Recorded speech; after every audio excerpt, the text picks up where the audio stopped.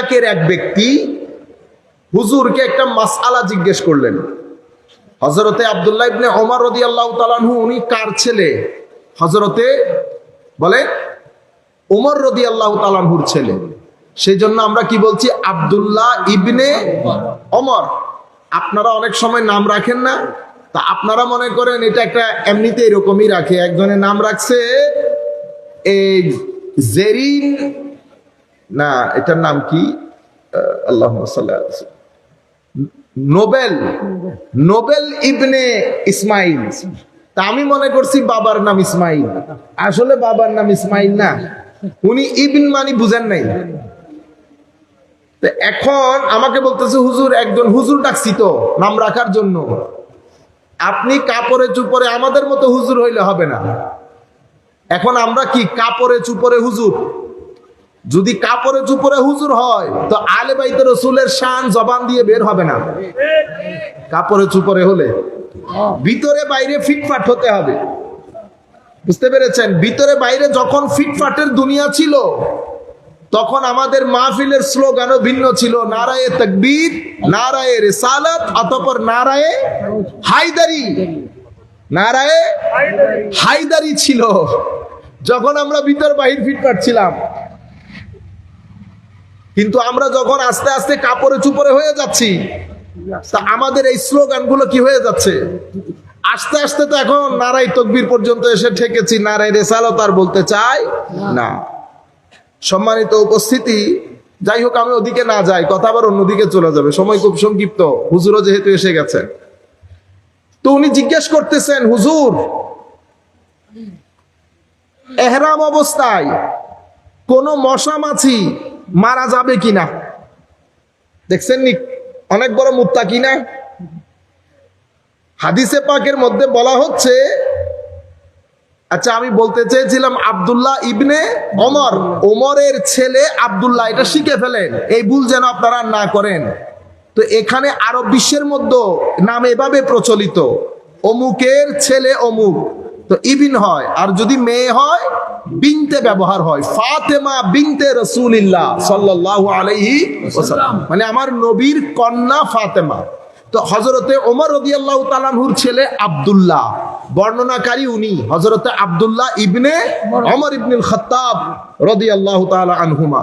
আমি আপনাদেরকে বলতে চাচ্ছিলাম, এই যে ভদ্রলোক এসে জিজ্ঞেস করতেছেন কি, ফাকালা আহলুল ইরাক ইয়াসআলুনা আনিজ যুবাব, অন্য রিওয়ায়াতের মধ্যে এসেছে আনদামিল বাউদ। তো হযরতে আব্দুল্লাহ ইবনে ওমর জিজ্ঞেস করতেছেন, মিনাইনা আনতা, তোমার দেশের বাড়ি কই?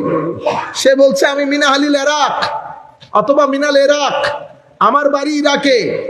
হযরতে আব্দুল্লাহ ইবনে ওমর রাদিয়াল্লাহু তাআলা আনহু বলছেন, দেখো ইরাকিদের অবস্থা, তোমরা দেখো ইরাকিদের অবস্থা। এটা আমার শব্দগুলোর দিকে না গিয়ে আমার ইমোশনটা বোঝার চেষ্টা করেন। হযরত আব্দুল্লাহ ইবনে ওমর যেই ইমোশনটা, শব্দ না, যে ইমোশনটা উম্মতকে ট্রান্সফার করতেছে, ফিলিংটা, ওই ফিলটা নেন। হযরত আব্দুল্লাহ ইবনে ওমর বলতেছেন, দেখো এই ইরাকিদের অবস্থা। সে আমাকে জিজ্ঞেস করছে যে এরম অবস্থায় মাছি মশা মারা যাবে কিনা, কতল করা যাবে কিনা, অথচ এরা ওয়াকাদ কাতালু ইবনাতে রাসূলিল্লাহ সাল্লাল্লাহু আলাইহি ওয়াসাল্লাম, আর তারা তাদের দেশে ডেকে নিয়ে গিয়ে আমার নবীর কন্যার ছেলে, আমার নবীর কন্যার ছেলে, আমার নবীর কলিজার টুকরা নাতি, তাকে শহীদ করেছে, যার ব্যাপারে আমি আমার নিজের কানে শুনেছি নবীকে বলতে, ওয়াকালান নবিয়্যু সাল্লাল্লাহু আলাইহি ওয়াসাল্লাম। আমরা যখন ওয়াকালান নবী বলবো আপনারা দরুদ শরীফ পড়বেন, সাল্লাল্লাহু আলাইহি, ওয়াকালান নবিয়্যু সাল্লাল্লাহু আলাইহি ওয়াসাল্লাম হুমা রাইহানাতায়া মিনাদ দুনিয়া, হাসান এবং হুসাইন এটা আমার দুনিয়ার দুটি সুগন্ধির নাম। কি বলেছে? সুগন্ধির নাম। তো এটা এই রাইহানাতায়া মানে দুই রাইহান, রাইহানের সমস্ত মুহাদ্দিসিন বা উলামা যখন অনুবাদ করেন, আমরা কি অনুবাদ করি? সুগন্ধি অথবা ফুল। এটাই ঠিক, কিন্তু রাইহানের ইন্টারেস্টিং কিছু অর্থ আছে, উলামায়ে কেরাম বুঝবেন, এগুলাকে আমরা গরিবুল হাদিসের কিতাব বলি। গরিবুল মানে হাদিসের মধ্যে কিছু এমন শব্দ থাকে যেগুলো স্বাভাবিকভাবে ব্যবহৃত হয় না, স্বাভাবিকভাবে আনকমন ওয়ার্ড, আনকমন ওয়ার্ড। আমি আপনাদেরকে আনকমন ওয়ার্ড, আপনারা যদি না বুঝেন তাইলে আপনাদেরকে কিছু আনকমন ওয়ার্ড বুঝাই। আপনারা বলেন না গুড লাক, কি বলেন? Good luck. ইংরেজির মধ্যে অনেক ইংরেজ ব্যবহার করে কথাবার্তার মধ্যে গুড লাক না বলে কি বলে? Break a leg, break a leg. এখন যদি মনে করেন ব্রেক এ লেগ মানে ট্যাঙ্ক বাগি দিতে হই, তাহলে তো গেই বাগি। বুঝতে পেরেছেন? নরমালি ব্যবহার হয় গুড লাক, কিন্তু আরেকটা শব্দ এরা ব্যবহার করে ব্রেক এ লেগ। অনুরূপ ভাবে আমরা মানে ঘুম পাচ্ছে বলি না, আই ফেল asleep, তো এরা এটারে আবার অন্যভাবে বলে I node it off, I node it off. এগুলা হচ্ছে গরিবুল হাদিস, শব্দগুলা ব্যবহার হয় না, কিন্তু ব্যবহার হয় 20%, 30% লোক ব্যবহার করে। এভাবে আমরা বলি না, আমি দুই একটা আপনাদেরকে বোঝানোর জন্য, যেমন I am happy, I am very happy, আমরা বলি না আমার খুব ভালো লাগতেছে, আমি খুব খুব খুব ভালো লাগতেছে আমার। কিন্তু এটাকে আবার অন্যভাবে বলা যায়, কিভাবে? I am over the moon, I am over the moon. তো এটা I am over the moon, এটা হলো গরিবুল হাদিস। গরিবুল হাদিস নিয়ে আর অসুবিধা আছে নাই। এখন রাইহান, আমাদের আজকের মূল বিষয় রাইহান। এখন রাইহান অর্থ স্বাভাবিকভাবে মাটি থেকে উৎপাদিত এমন জিনিস যেটা সুগন্ধি ছড়ায়। সেই কারণে আমরা ফুলকে কি বলি? রাইহান বলি, কারণ আমাদের কাছে কিছু লিমিটেশন তো আছে। এখন হাসান এবং হুসাইন রাদিয়াল্লাহু তাআলা আনহুমা আলাইহিমাস সালাম, এই দুইজনকে বলা হচ্ছে সুগন্ধি ফুল, সুগন্ধি ফুল। আজীব বিষয় হচ্ছে কি জানেন? আমার নবী হাসান এবং হুসাইন রাদিয়াল্লাহু তাআলা আনহুকে যখন কোলে নিতেন, আমার নবী কয়েকটা কাজ করতেন। প্রথমে দুইজনকে জড়িয়ে ধরে চুমু দিতেন, এরপরে ওয়ায়াদুম্মুহুমা, আগে আমরা জড়াই ধরি না এভাবে, জোড়াই ধরার আগে, একেবারে চেপে ধরার আগে ফায়াদুম্মুহুমা, এটা করার আগে ওয়ায়াসুম্মুহুমা, আগে নাক দিয়ে হাসান হুসাইন রাদিয়াল্লাহু তাআলা আনহুর শরীরে পাকের সুগন্ধি নিতেন। ইংরেজিতে বললে আমরা কি বলি? আগে স্মেল নিতেন, স্মেল। তো আগে হাসান হুসাইনকে কুলে তুলে নিয়ে আমার নবী সুগন্ধি নিতে চাইতেন, সুগন্ধি নিতে চাইতেন, এবং সুগন্ধি নেওয়ার পরে একেবারে জড়িয়ে ধরতেন। হাদিসে পাকের মধ্যে এভাবে আসছে, আমার নবীর দরবারে যখন হযরত ফাতেমা সাইয়্যিদাতু নিসাই আহলিল জান্নাহ তশরিফ আনতেন, আমার নবী বলতেন, ফাতেমা আমার দুই ছেলেকে ডেকে নিয়ে আসো, আমার দুই ছেলেকে ডেকে নিয়ে আসো। তো দুই ছেলে যখন আসতেন, আমার নবী কুলে তুলে নিতেন, আমার নবী চুমা দিতেন, আমার নবী তাদের সুগন্ধি নিতেন, এবং আমার নবী আচ্ছা করে জড়িয়ে ধরতেন। এখন হাসান এবং হুসাইন রাদিয়াল্লাহু তাআলা আনহুর শরীর মুবারক থেকে খুশবু আসতো কোত্থেকে? জানার বিষয় না? মনে রাখবেন, হাসান হুসাইন রাদিয়াল্লাহু তাআলা আনহু তো দূর কি অনেক উপরের জিনিস। এক মজলিসের মধ্যে হায় হায় আমার নবী কোরআনের তিলাওয়াত করছিলেন, এমনিতে করতে করতে মহব্বত করে আমার নবী এক সাহাবীর কাছে গিয়ে তার মুখের পাশে একটু আয়াত তিলাওয়াত করেছেন। আমার নবীর জবানে পাক থেকে, আমার নবীর জবানে পাকের হাওয়া লেগেছে ওই সাহাবীর মুখে। রিওয়ায়াতের মধ্যে আসছে মৃত্যু পর্যন্ত ওই সাহাবীর জবান থেকে খুশবু বের হতো। সুবহানাল্লাহ, নারে তাকবীর, নারে রিসালাত, নারে হায়দারি, নারে সাহাবী। সম্মানিত আমিন, সম্মানিত উপস্থিতি, আমি বলতে চাচ্ছি এক ঘরের মধ্যে আমার নবীর কিছু ঘাম মুবারক রাখা হয়েছে। ঘাম মুবারক তো রেখেছে, ওই ঘর থেকে এমন খুশবু বের হতো, আশেপাশের লোকজনের কাছে ঘরের পরিচিতি ছিল খুশবুওয়ালা ঘর, খুশবুওয়ালা ঘর। আমার নবী সাল্লাল্লাহু আলাইহি ওয়াসাল্লাম এই খুশবু আসলো কোত্থেকে এটা বোঝানোর জন্য বলছি। আমার নবী সাল্লাল্লাহু আলাইহি ওয়াসাল্লাম কোন রাস্তা দিয়ে হাঁটলে আপনারা শুনেছেন সাহাবায়ে কেরাম যদি আমার নবীকে খুঁজতে যেতেন তো আমার নবী কি জিনিস দেখে দেখে সাহাবায়ে কেরাম ফলো করতেন। তো আমার নবী যে রাস্তা দিয়ে হাঁটতেন বাতাস এবং এনভায়রনমেন্টের মধ্যে খাস একটা সুগন্ধি বের হতো, যেটা মক্কার কোন ঘর কোন ব্যক্তির শরীরে পাওয়া যাইত না। এটা আজীব এক খুশবু, মিস্কের চেয়েও দামি। যেই খুশবু নাকে লাগার সাথে সাথে সাহাবায়ে কেরাম বুঝতে পারতেন আমার নবী এই রাস্তা দিয়ে হেঁটেছেন। বর্ণনার মধ্যে উলামায়ে কেরাম জানেন, এবং আমার সমস্ত ভাইয়েরা যারা এই বিষয়গুলো ডিসকাস করেন না, সেটা আমার লামাজহাবি ভাই হোক, কওমি ঘরানার ভাই হোক, সবাই জানেন আমার নবী সাল্লাল্লাহু আলাইহি ওয়াসাল্লামের ঘাম মুবারক হযরত উম্মু সালামা রাদিয়াল্লাহু তাআলা আনহা নিয়ে শিশির ভিতরে ভরে রাখতেন, এবং এই আতর এই ঘাম মুবারক বিয়ে শাদী বিভিন্ন ঈদ অনুষ্ঠানের মধ্যে আতর হিসেবে ব্যবহৃত হতো। এবং আপনি চিন্তা করে দেখেন এই ঘামগুলা লাগালে এমন খাস একটা সুগন্ধি বের হতো, এটা যেত না কাপড় থেকে, এটা কাপড় থেকে যেত না।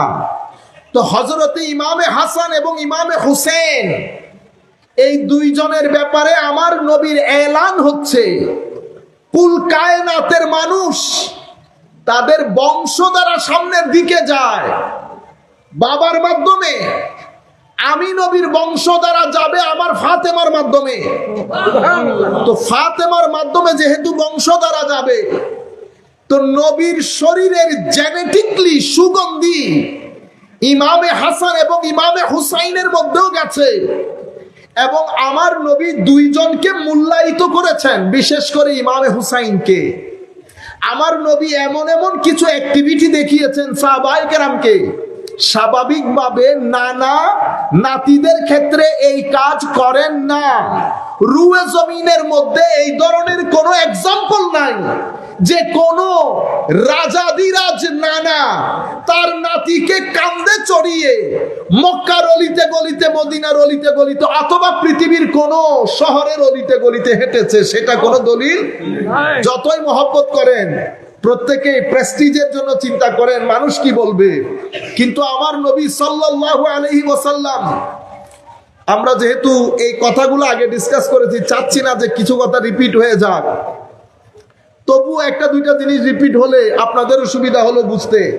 সাহাবায়ে কেরাম, আমার নবী ইমামে হুসাইন রাদিয়াল্লাহু তাআলা আনহু বন্ধুদেরকে নিয়ে খেলাধুলা করছে, আমার নবী সাহাবায়ে কেরামকে নিয়ে দাওয়াতে যাচ্ছেন, আমার নবী সাহাবায়ে কেরামকে রেখে বাচ্চাদের সাথে খেলছে, ইমামে হুসাইন ওদিকে গেলেন।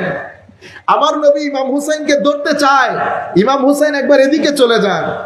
আমার নবী এখানে হাসাহাসি হচ্ছে, ইমাম হুসাইনও মজা পাচ্ছেন, আমার নবীও মজা পাচ্ছেন, জিনিসগুলো ফিল করার চেষ্টা করেন। ইমাম হুসাইন রাদিয়াল্লাহু তাআলা আনহু এইভাবে ধরতে চাইলে উনি একবার হা হুনা, একবার এদিকে যায় একবার এদিকে যায়। আমার নবী ধরতে চান, অতঃপর ধরে ফেলে। ধরার পরে আমার নবী কুলে তুলে নেন, কুলে তুলে আমার নবী সাল্লাল্লাহু আলাইহি ওয়াসাল্লাম হুসাইন রাদিয়াল্লাহু তাআলা আনহুর জবানের সাথে নিজের জবান লাগিয়ে দেন, সুবহানাল্লাহ, হায় হায়, চুমা দেন, কাঁধের উপর তুলে নেন। তুলে নিয়ে কি বলেছেন জানেন? আল্লাহ, আমি আমার হুসাইনকে মহব্বত করি, তুমিও মহব্বত করো, তাদেরকে মহব্বত করো যারা হুসাইনকে মহব্বত করে। এভাবে এই রং, এই ঢং হাসান এবং হুসাইন আহলে বাইত রাসূলের ক্ষেত্রে আমার নবীর বর্ণনার এই রং ঢং, ধরন, ধাঁচ, আন্দাজ, গতি, প্রকৃতি, আকৃতি, ম্যানার, ওয়ে, মেথোডোলজি, যেই আন্দাজে আমার নবী এই ওনাদেরকে তুলে ধরছেন, এটা অন্য কোন জায়গায় আর নজরে আসে না। রাইহানাতাই, এখন আপনারা বুঝতে পেরেছেন নবীর সুগন্ধি ইমামে হাসান এবং ইমামে হুসাইনের মধ্যে গেছে, সেই কারণে তুলে নিলে আমার নবীর সুগন্ধি নিতে চাইতেন হাসান হুসাইনের। আবার দুইজন মিলে দেখতে অবিকল আমার নবীর মতো ছিল, একজন উপরের দিক থেকে একজন নিচের দিক থেকে। হযরতে আবু বকর সিদ্দিক রাদিয়াল্লাহু তাআলা আনহু ইমাম হযরতে আলীকে বলছেন, আলী এগুলা একটাও কিন্তু তোমার মতো হয় নাই, দেখতে এগুলা আমার নবীর মতো। হযরত আলীও মুস্কি মুস্কি হাসতেছিলেন, মুস্কি মুস্কি হাসতেছিলেন। সম্মানিত উপস্থিতি, রাইহান মানে সুগন্ধি, জমিন থেকে উঠা সুগন্ধি ফুল, আপন জায়গায় ঠিক আছে। আমি বলেছি না গরিবুল হাদিস, গরিবুল হাদিস বোঝানোর জন্য আপনাদেরকে বলেছি যে আনকমন শব্দ, সেগুলার অর্থ কিতাবের মধ্যে বর্ণিত হয়েছে। সেই জায়গা থেকে আমি খুব বেশি না, 4-5টা অর্থ আপনাদের সম্মুখে তুলে ধরবো, যাতে আমাদের মজলিসের সাথে একটা যুগসূত্র রচিত হয়। তো রাইহানের গরিবুল হাদিসের কিতাবের মধ্যে 5টা অর্থ বর্ণিত হয়েছে। কয়টা অর্থ? 5টা। একটা, রাইহান মানে হচ্ছে আউলাদ। রাইহান মানে কি? আউলাদ। আউলাদ মানে তো আপনারা বুঝতেছেন। আরেকটা রাইহানের অর্থ হচ্ছে রাহাত। রাহাত মানে শান্তি, অন্তরের প্রশান্তি। আবার রাইহান শব্দের এটা 3 নাম্বার অর্থ, আপনারা বুঝতে পেরেছেন। রাইহান শব্দের আরেকটা অর্থ হচ্ছে রহমত। তাইলে ফুল, আউলাদ, রাহাত, রহমত। আমাদের যে মূল টপিক হবে সেটা রিজক। রাইহান শব্দের গরিবুল হাদিসের কিতাবের মধ্যে রাইহান শব্দের একটা অর্থ বর্ণিত হয়েছে। প্রায় অলমোস্ট সমস্ত আইম্মা যারা গরিবুল হাদিসের উপর কিতাব লিখেছেন তারা এই অর্থ বর্ণনা করেছেন। সেটা কি? রাইহান মানে হচ্ছে রিজক। অনারা রিজিক খন্দের রিজিক, রিজিক। এখন রিজক মানে কি? রিজক মানে ওই জিনিস রিজক যেটার মাধ্যমে আপনার উপকার সাধন হয়। যদি এখন বেটাও আমার রিজিক, আমার ছেলে আমার রিজিক, কখন? যখন আমার ছেলের মাধ্যমে আমার উপকার সাধন হবে। আমি করেছি স্কুল, মসজিদ, মাদ্রাসা, আমি দুনিয়া থেকে চলে যাওয়ার পরে আমার ছেলে যদি এগুলার দায়িত্ব না নেয় তাহলে তো আমার রিজিক হইল, কারণ আমার কোনো উপকার হয় নাই। কিন্তু আমি দুনিয়াতে থাকতে থাকতে আমার ছেলে যখন এগুলার দায়িত্ব নিয়ে নেবে তো কি হয়ে গেল? এটা আমার রিজিক হয়ে গেছে, আমার রিজিক হয়ে গেছে, কারণ আমি তার মাধ্যমে উপকৃত হচ্ছি, উপকার সাধন করছে সে আমার। তাইলে গরিবুল হাদিসের কিতাবের মধ্যে রাইহানের অর্থ পাইলাম। আপনারা আবার আমাকে বড় আলেম মনে করিয়েন না, এগুলো আমরা আমার শায়েখের কাছে, উস্তাদের কাছে বসে বসে যেগুলো শিখছি, ইন নকল মারি দিদি গরিবুল হাদিসের কিতাবুল হলাই নো দেখি নফরিন হলাইছে করতাম এই দিন ওরে, কিন্তু রেফারেন্স সব আছে, কিতাবগুলো দেখছি। কিন্তু অনরা আবার মনোনগুজুন মার মা উজুর এত বড় বড় ইল্লে আনকমন আনকমন কিতাব না, ইল্লে কিছু নো আর উজুর তুনু নিয়ে কপি পেজ মারি দিদি ভাই না। তা আমি আপনাদেরকে বলতে চাচ্ছি, অর্থ টোটালি একটা তো ফুল পেয়েছেন। তাইলে প্রথম অর্থ, এগুলা তো আমরা বেশি সময় নিব না, সময় যাবে রিজিকের মধ্যে। প্রথম অর্থ হচ্ছে আওলাদ, এটা আমরা জেনেছি।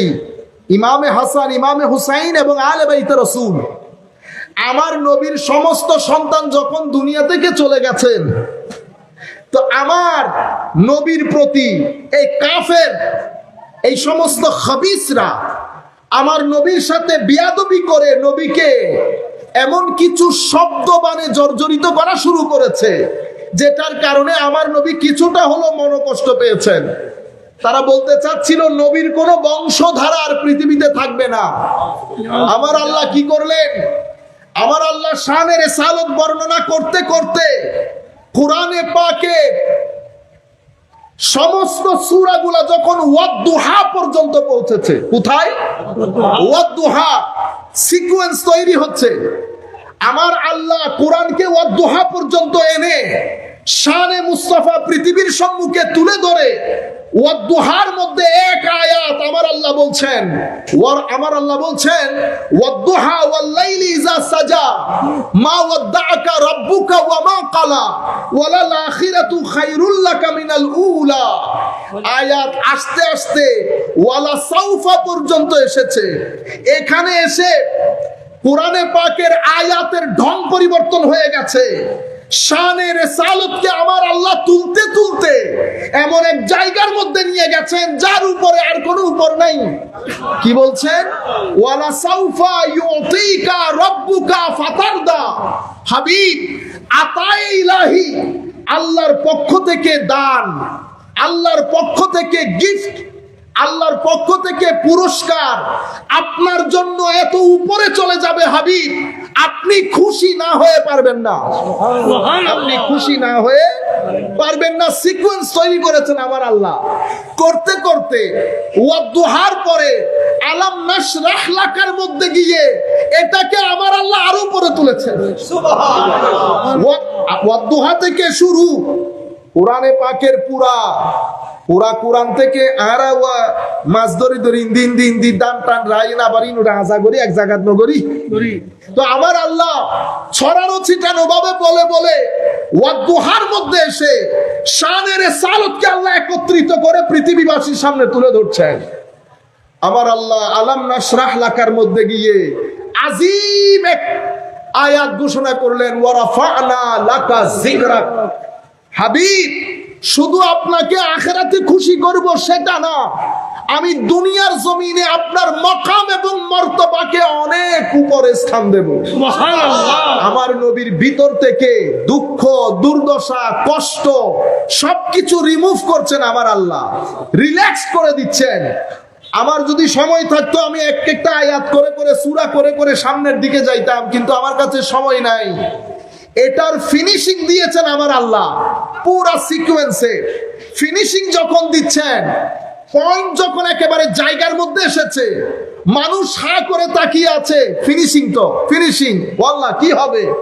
আমার আল্লাহ কোরআনের সবচেয়ে ছোট কিন্তু সবচেয়ে এক্সক্লুসিভ সূরা ইন্না আতাইনা কাল কাউসার ঘোষণা দিয়ে শানে মুস্তাফাকে আমার আল্লাহ এক আযীম জায়গায় স্থান করে দিয়েছেন।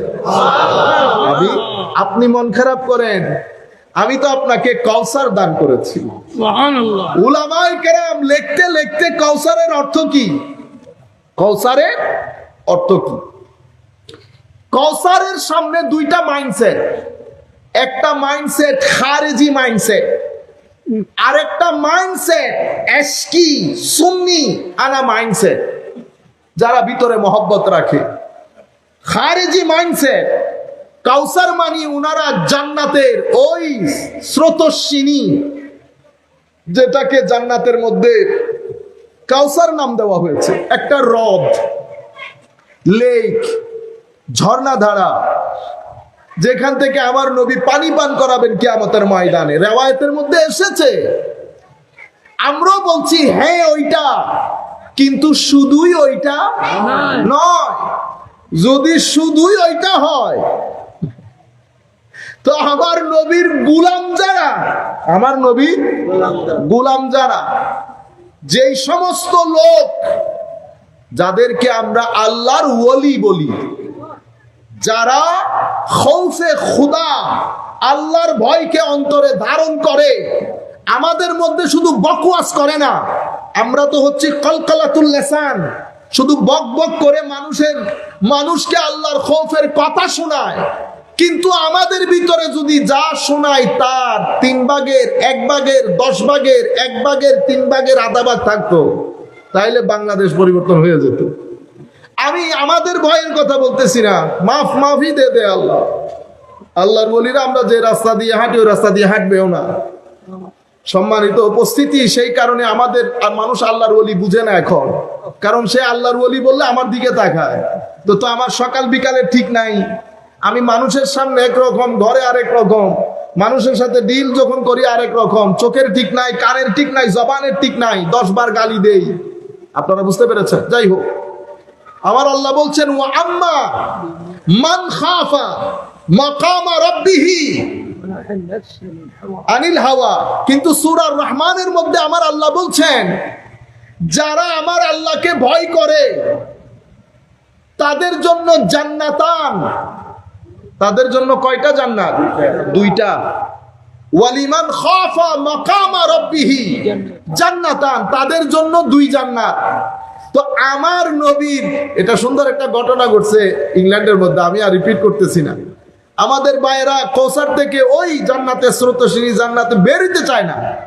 তা আল্লাহ আমি মেনে আপনি রেওয়ায়াত মানেন না? আল্লাহ মানি। তো তাইলে আপনি এদিক সেদিক যান কেন? আল্লাহ তাইলে আমি আপনাকে একটা প্রশ্ন করি, তো করেন। আল্লাহ ওয়ালিমান খাফা মাকামা রাব্বিহি জান্নাতান, যারা আল্লাহকে ভয় করে তাদের জন্য 2 জান্নাত। এটা কোরআনের আয়াত কিনা? কোরআনের আয়াত। ওমা, আল্লাহর ওলি আল্লাহরে ভয় করে যে তার জন্য জান্নাত 2টা, আর আমার নবীর জন্য 2 জান্নাত না, জান্নাতের শুধু একটা নদী। আপনারা আমার বিষয়টা বুঝতে পেরেছেন? আপনি ইন্না তয়না কাল কাউসার বাণী শুধু জান্নাতের একটা লেক, আর আপনি বেচারা আমার নবীর উপর ঈমান এনে শুধু আল্লাহকে ভয় করার কারণে আপনার জন্য জান্নাতই 2টা, আর আমার নবী জান্নাতের একটা রথ থেকে বের হইতে পারে নাই। কোন উত্তর আছে? পরে বলতেছে পরে বলবো। আল্লাহ পরে বলিয়েন, আল্লাহ যদি তৌফিক দান করে। তো ইন্না আতওয়াইনা কাল কাউসার, ইমাম রাজি কাউসারের তাফসীর কাউসারের মতো করে করেছে। আল্লাহ রাব্বুল আলামিন হুজুর ইমাম রাজির ফুয়ুজাত দিয়ে আমাদের কলব বাতেনকে ধন্য করুন। আজিম তাফসীর করেছেন, আমি সেদিকে যাচ্ছি না, শুধু আপনাদেরকে বলছি কাউসারের তাফসীর করতে করতে মুফাসসিরিনে কেরাম বলেছেন এখানে কাউসার মানে হযরত ফাতেমাতুজ জাহরা রাদিয়াল্লাহু তাআলা আনহা, এরকমও তাফসীর এসেছে। কেন? কারণ আয়াতের সূরার কনটেক্সট যেটা, সেটা হচ্ছে আমার নবীর আওলাদরা দুনিয়া থেকে চলে যাওয়ার কারণে নির্বংশিতার একটা ব্লেম করা হয়েছে। সেই পরিস্থিতিতে টেক্সট তথা কোরআনের এই সূরা নাজিল হয়েছে। তো বলা হচ্ছে কাউসার মানে ফাতেমাতুজ জাহরা রাদিয়াল্লাহু তাআলা আনহা। কারণ হচ্ছে আমার নবীর এই কন্যার মাধ্যমে, এক কন্যার মাধ্যমে কুল কায়নাতের মধ্যে 1300-1400 বছর অতিক্রম হয়ে গেছে। পৃথিবীর যেই প্রান্তে যাবেন যান, শরীয়তের খেদমত, তরিকতের খেদমত, মারিফতের খেদমত, তাফসীরের খেদমত, ইলমে হাদিসের খেদমত, তাসাউফের খেদমত যারাই করেছে বেশিরভাগ আলে বাইতে রাসূল। সুবহানাল্লাহ, বেশিরভাগ আলে বাইতে রাসূল। রায়হানের অর্থ কি পাইলেন? আওলাদ। কেমন আওলাদ? আমার এই হাসান এবং হুসাইন দুনিয়ার জমিনে আমার আওলাদের সমুদ্র বইয়ে দেবে। আমার আওলাদের সমুদ্র বইয়ে দেবে। এখানে আজকের অনুষ্ঠানের প্রধান মেহমান যিনি, উনিও কি হাসানি এবং হুসাইনি। আমাদের জামিয়ার বাণী সৈয়দ আহমদ শাহসিরি কোঠি কে? আলে বাইতে রাসূল না, আওলাদে রাসূল না। জামিয়া বর্তমান প্রজন্মের জন্য, সেজন্য আমাদের হুঁশ করা দরকার।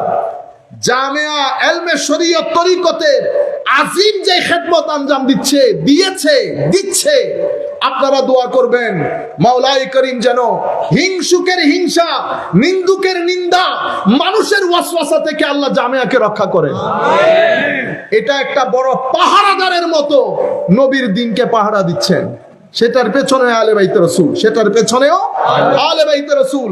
বাংলার জমিনে তরিকতকে ঘরে ঘরে দিয়ে বেলায়েতকে একেবারে সাধারণ পানির মতো যেই ব্যক্তি করে দিয়েছেন, তিনি হুজুর গৌসে মেজ ভান্ডারী কেবলা কাবা রাদিয়াল্লাহু তাআলা আনহু। সাধারণ মানুষকে, আমাকে এক ব্যক্তি বলতেছেন, হুজুর খোদো আয় খোদে ওখানে জিয়ারত মাহফিলে গেছি, মাহফিল থেকে আসার সময় জিয়ারত করতে গেছি, আমার হাতে টাইম ছিল না, দ্রুত জিয়ারত করে আমি আর বাবা ভান্ডারীর ওখানে যাই নাই, দ্রুত জিয়ারত করে আমি ঘরে চলে আসছি। ওমা ঘুমের মধ্যে কেউ একজন আমাকে বলতেছেন, ও সময় এত কম ছিল,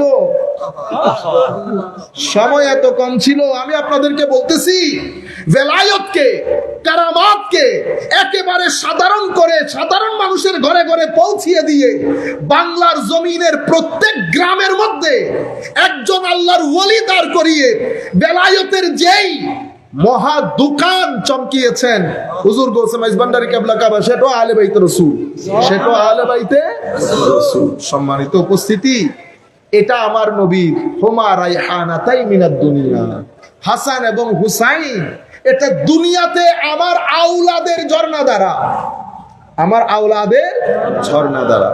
দ্বিতীয় বিষয়, হাসান এবং হুসাইন আমার, হায় হায়, আপনারা যখন সন্তানদেরকে দেখি, আমার ছোট বাচ্চা দেখি, কি হয়, দেখার সাথে সাথে মানুষ রিল্যাক্স হয়ে যায়। আপনারা দেখেন না, বোনের ছেলে মেয়ে, ভাইয়ের ছেলে মেয়ে হরান পেরেশান হয়ে আমরা যখন ঘরে আসি, যখন ওর নাচন কুদন দেখি, 1.5 বছর 2 বছর, বিশেষ করে মেয়েদের ভিতরে একটা শান্তি লাগে না? কেন লাগে? কারণ তাদের ভিতরে গুনাহ থাকে না, তাদের ভিতরে গুনাহ থাকে না। যাদের সাথে, যাদের গুনাহ নাই, যাদের গুনাহ কম, তাদের সুহবতের মধ্যে তাসির থাকে। তো তাসির হলে কি হয়? তাসির হলে আপনার আবার এটা মনে করিয়েন না আপনার হাত পা ফুলে যাবে, জিমের মতো মোটা হয়ে যাবেন, সেরকম না। এগুলার জন্য জিমে যাইতে হবে, কিন্তু নূরের সাথে কম গুনার মানুষের সুহবতে যখন বসবেন, আপনার ভিতরে আস্তে আস্তে আলো জ্বলা শুরু করবে, ঠিক করে উঠবে। বুঝতে পেরেছেন? সেই কারণে বাচ্চাদেরকে দেখলে কেমন লাগে? ভিতরে রিল্যাক্সড হন, এটাকে বলে রাহাত। आपको देख के मुझे राहत मिल गया, चैन मिल गया, दिल की चैन, सुकून। বুঝতে পেরেছেন? প্রশান্তি।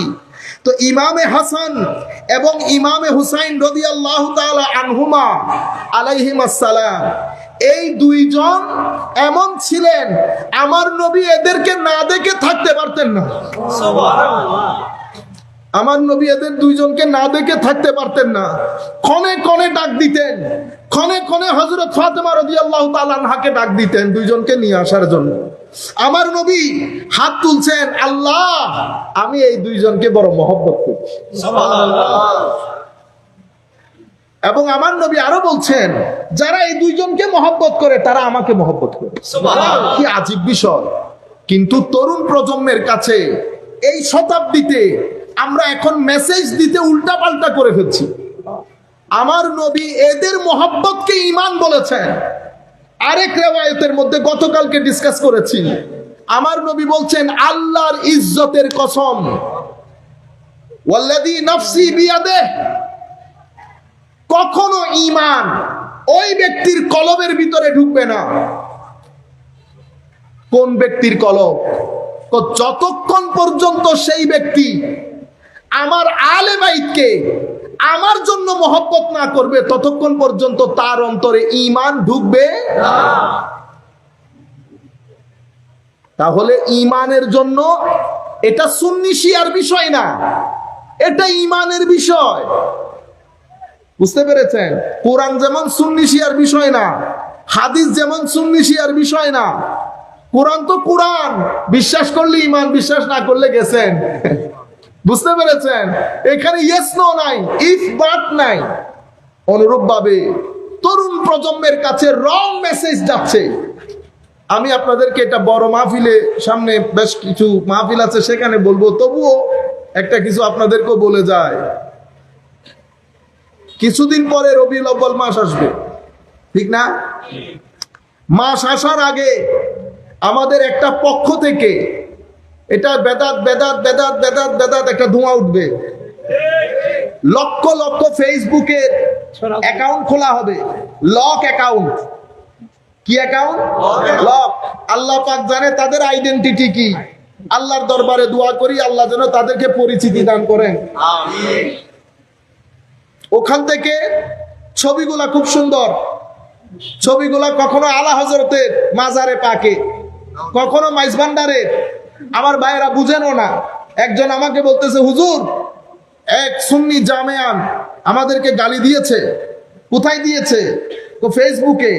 কেমনে বুঝলেন সে জামেয়ান? তো হুজুর ফেসবুকের যেই এটারে কি বলে আইডি, আইডির মধ্যে ছবি আলা হযরতের, সরি জামেয়ার, জামেয়ার সবুজ গম্বুজ। আচ্ছা, কোন ব্যক্তি আছে? কোনো ব্যক্তির তো ছবি নাই। আইডি খোলা না লক করা? হুজুর লক করা। তো আপনি কেমনে বুঝলেন এটা জামেয়ার? জামেয়ার ছবি তো জামেয়ার ছবি তো এটাই তো আমাদের কাজ। মুনাফিকদের কাজ তো এটা ভাইয়ে ভাইয়ে লাগিয়ে দেওয়া, ভাইয়ে ভাইয়ে লাগিয়ে দেওয়া। কিন্তু আফসোসের বিষয়, দুঃখের বিষয়, দুর্ভাগ্যের বিষয়, আমরা এতই সাধারণ চিকেন ফ্রাই টেস্ট বুঝি, কিন্তু এই জায়গার মধ্যে এসে একেবারে সাধারণ সেজে যায়। কিছু বুঝে আসতেছে না আমাদের। এই সমস্ত আইডি গুলা থেকে ধারাবাহিকভাবে মিলাদুন নবীর বিরুদ্ধে বলা হবে। আপনারা কি করবেন, আমরা কি করব? যারা বক্তব্য দেই, প্রথম রবিউল আউয়াল থেকে শুরু করে 30 রবিউল আউয়াল পর্যন্ত ধারাবাহিকভাবে বক্তব্য দেব। রবিউল আউয়াল জায়েজ, রবিউল আউয়াল জায়েজ, রবিউল আউয়াল জায়েজ।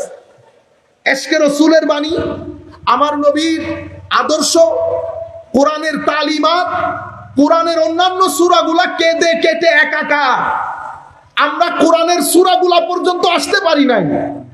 114টি সূরার মধ্যে বেশিরভাগ সূরা আনটাচড রয়ে গেছে, টাচই করতে পারি নাই। আমার কবরের ডাক চলে এসেছে। আমি একটা খোলা যুদ্ধ ঘোষণা করেছি। আবার আমরা মানুষকে বুঝাই, আকীদার কথা বলতে হবে। ও ভাই, আল্লাহর ওয়াস্তে ঘরে বসে ছেলেদেরকে নিয়ে, যারা আপনার ছেলেপুলে কলেজ বিশ্ববিদ্যালয়ে পড়ে, মাদ্রাসার ছেলেরা এতটুকু বুঝবে না। কলেজ বিশ্ববিদ্যালয়ে যারা পড়ে এবং মাদ্রাসায় যারা ভালো ছাত্র, তাদেরকে নিয়ে বসেন, অ্যানালাইজ করেন বাংলাদেশে মানুষ কয়জন, টোটাল পপুলেশনের মধ্যে কয় পার্সেন্ট লোক মাদ্রাসায় পড়ে। আপনার বক্তব্যগুলো, আমার বক্তব্যগুলো বাংলাদেশের কয় পার্সেন্ট মানুষ শুনে। আপনি যেই বিষয়গুলো নিয়ে বক্তব্য দিচ্ছেন, সেই বিষয়গুলোর প্রতি বাংলাদেশের কয় পার্সেন্ট মুসলমান ইন্টারেস্ট ফিল করে। 10% মানুষ যে বিষয়গুলা নিয়ে ইন্টারেস্ট ফিল করে, সেই 10% মানুষের জন্য পুরা জিন্দেগি অতিক্রম করে দিয়েছে। Dhanmondi untouched, Gulshan untouched, Banani untouched, Banasree untouched, আমাদের এখানে Nasirabad housing society untouched, Khulshi untouched, Chittagong বিশ্ববিদ্যালয় আনটাচড, ঢাকা বিশ্ববিদ্যালয় আনটাচড। আপনারা বুঝতে পেরেছেন আমার মেসেজ যায় নাই কেন? কারণ আপনি এমন জায়গায় মাহফিলগুলা করেন, ওই 10% মানুষকে আপনি দুনিয়া মনে করেছেন। আপনি বলছেন না অমুকের সাথে আমার সম্পর্ক নাই, তমুকের সাথে আমার সম্পর্ক নাই, অমুকের সাথে অমুককে দাওয়াত করবেন না। ও ভাই, আপনি জানেন আপনি কি করছেন? পুরা সুন্নিয়তকে বাংলাদেশে 70% মানুষের কাছে হাসির পাত্র করে ফেললেন। তো আপনারা কি, আমরা কি করলাম? পুরা রবিউল আউয়াল মাস, এগুলা হচ্ছে ট্রিক্স। বাইরের লোকজন খেলে আমাদের সাথে। মুহররম মাস আসবে, মুহররম মাসের আগে শিয়াইজমের একটা ধোঁয়া তোলা হবে। শিয়াইজমের ধোঁয়াটা এমন ভাবে তোলা হয়, পহেলা মুহররম থেকে 30 মুহররম পর্যন্ত আমরা যার কারণে মাহফিল সাজাই আলে বাইত রাসূল, তাদের ফজিলত পর্যন্ত বর্ণনা করি না। কেন? মানুষ নিয়ে আবার আমাকে শিয়া বলা শুরু করবে।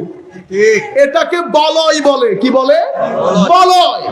আপনি এমন এক বলয় তৈরি করেছেন, সেই এটা বলয় শুধু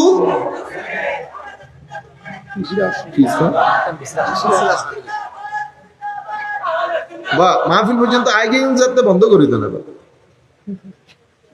মাহফিলের গন্ডির ভিতরে ঢুকলে বেটা আর এগুলা করবেন না, ডিস্টার্ব হয়। সম্মানিত উপস্থিতি, আমি আপনাদেরকে যেটা বলতে চাচ্ছি সেটা শুধু আমাদের যে ধর্মীয় প্রাঙ্গণে হয়েছে তা না। আপনি ব্যাংকে যান, স্কুলে যান, হসপিটালে যান, হসপিটালের মধ্যে একটা পরিচালনা পর্ষদ আছে না, তো দেখবেন যে ওখানে 2 জন ভালো করে গেছে, আরেকগুলা সবাই মিলেমিশে খায়। মিলেমিশে, মালিক যেহেতু দুবাই, মালিক বাইরে, মিলেমিশে খায়। পুরা হসপিটালের মধ্যে এমন মাহৌল তৈরি করা হয়, কেউ ভয় ওই 2 জনের নাম নেয় না। কেন? ওই 2 জনের নাম নিলে বুখারী শরীফের দাওয়াত বন্ধ হয়ে যাবে। মানে ওই 2 জনের নাম নিলে হসপিটালের মধ্যে আপনি কোনটাসা হয়ে যাবেন। কোনটাসা, এটাকে বলয় বলে। এই বলয়টা রাজনীতির মধ্যে হয়। আমাদের ছেলে যারা ছাত্রলীগ, ছাত্র বিভিন্ন দল করে, এদেরকে জিজ্ঞেস করেন, এরা আমার চেয়ে ভালো বলতে পারবে বলয় কাকে বলে। এই জায়গাটা এখানে তৈরি হয়। মুহররম মাস আসবে, মুহররম মাসের 15 দিন আগ থেকে একটা ধোঁয়া ওঠা হবে, আহলে বাইতে শিয়া, অমুক শিয়া, আহলে বাইতে রাসূলের কথা বললে শিয়া, শিয়াইজম বেড়ে গেছে, শিয়াইজম বেড়ে যাচ্ছে, শিয়াইজম ঢুকে যাচ্ছে। আপনারা বুঝতে পেরেছেন? এরপরে প্রোগ্রামও বেড়ে যাচ্ছে। প্রোগ্রাম 3টা 4টা, প্রোগ্রাম কয়টা? 3টা 4টা। কিন্তু একেবারে অনলাইনের মধ্যে অবস্থা খারাপ। আমাদের এত ভালো ভালো বক্তব্য পৃথিবীবাসী শুনতে পায় না। কোন কোন কোণার মধ্যে আপনি ঈদে গদিরে খুম পালন করেছেন, সেটা আমেরিকা থেকে শুরু করে স্ক্যান্ডিনেভিয়ান কান্ট্রি পর্যন্ত ছড়িয়ে গেছে। এগুলা ছড়িয়ে দেওয়ার মানুষ আছে, ছড়িয়ে দেওয়ার মানুষ আছে। মনে রাখবেন, সলফে সালেহিনে উম্মতে যেই মেথড, যেই প্রক্রিয়া, সেটার এক বিন্দু বাইরে আমরা যাব না। মাওলা আলী আলাইহিস সালামের বেলায়ত আমাদের মাথার উপর, কিন্তু এটার জন্য ঈদে গদিরে খুম পালন করা সেটা শিয়াদের অনুষ্ঠান। আমরা ওই অনুষ্ঠান করব না, শিয়ারা শিয়াদের অনুষ্ঠান করব। আমরা কি মারতে গেছি ওখানে কাউকে? ইন্না লিল্লাহি ওয়া ইন্না ইলাইহি রাজিউন। কোন ফেরকার ভিতরে আপনি যখন কথা বলবেন, মানুষের মধ্যে ঘৃণার চাষাবাদ করবেন না।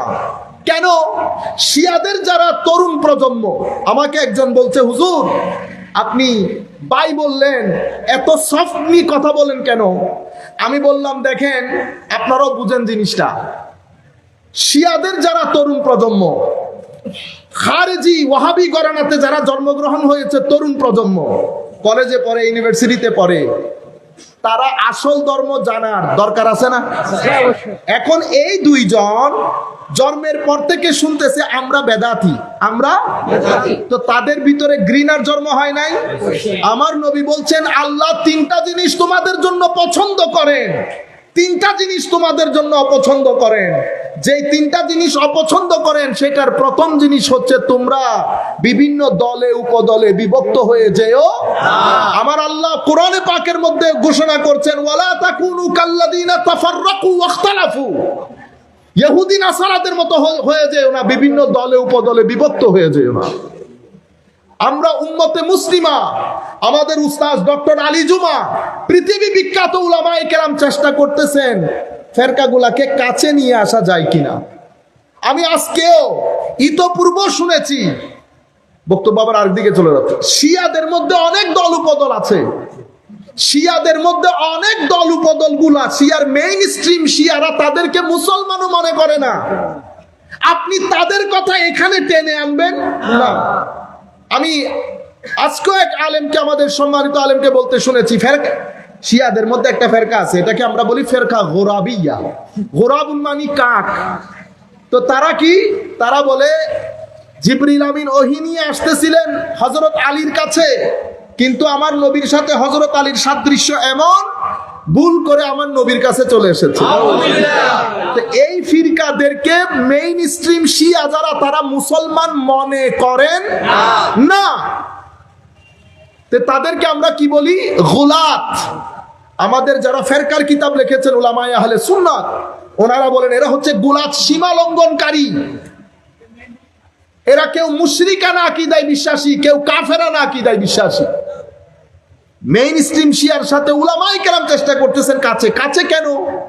কারণ তরুণ প্রজন্মকে যদি আপনি আমার দিনটা শিখাইতে চান, তো আমি বন্ধুত্ব না করলে সে আমার কথা শুনবে? বন্ধুত্ব করতে হবে না।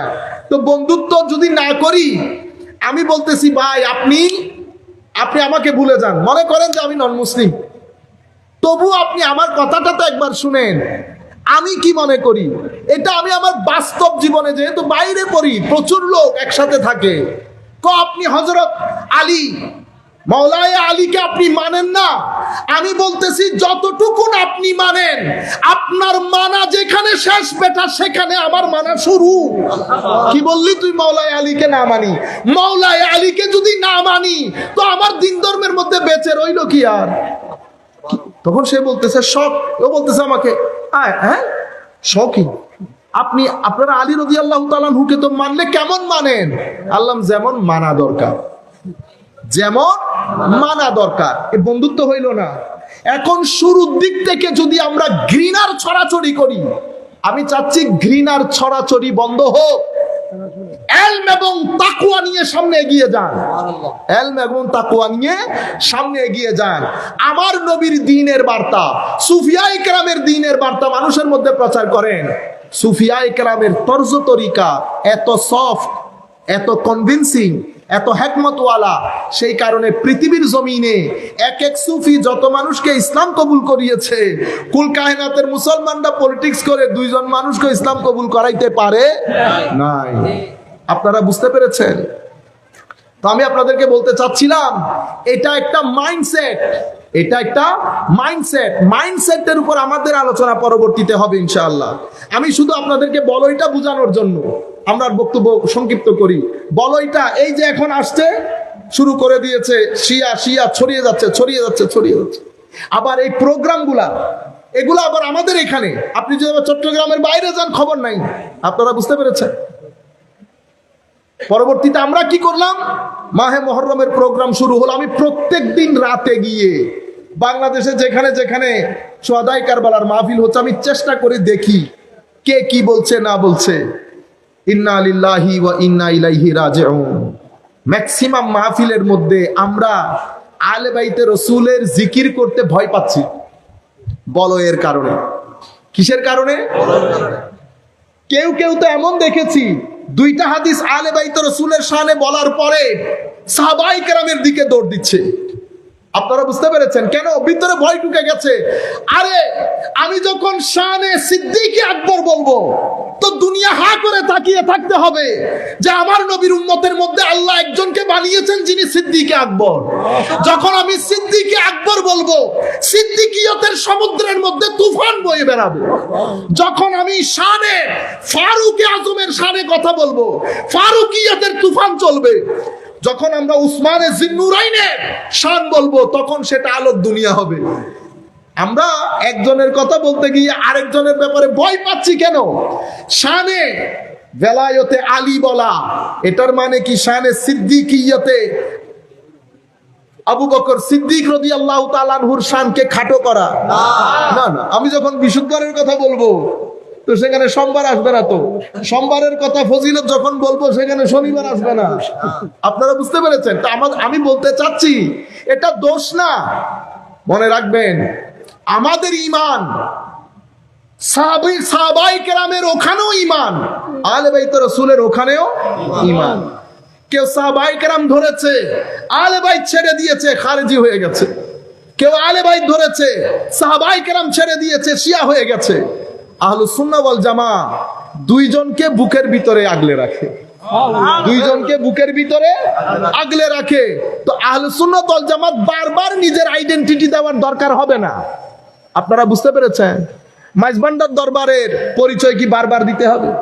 হ্যাঁ, আল্লামা জালালউদ্দিন আল কাদরিকে বারবার পরিচয় করাই দিতে হবে, ইন্না লিল্লাহি ওয়া ইন্না ইলাইহি রাজিউন।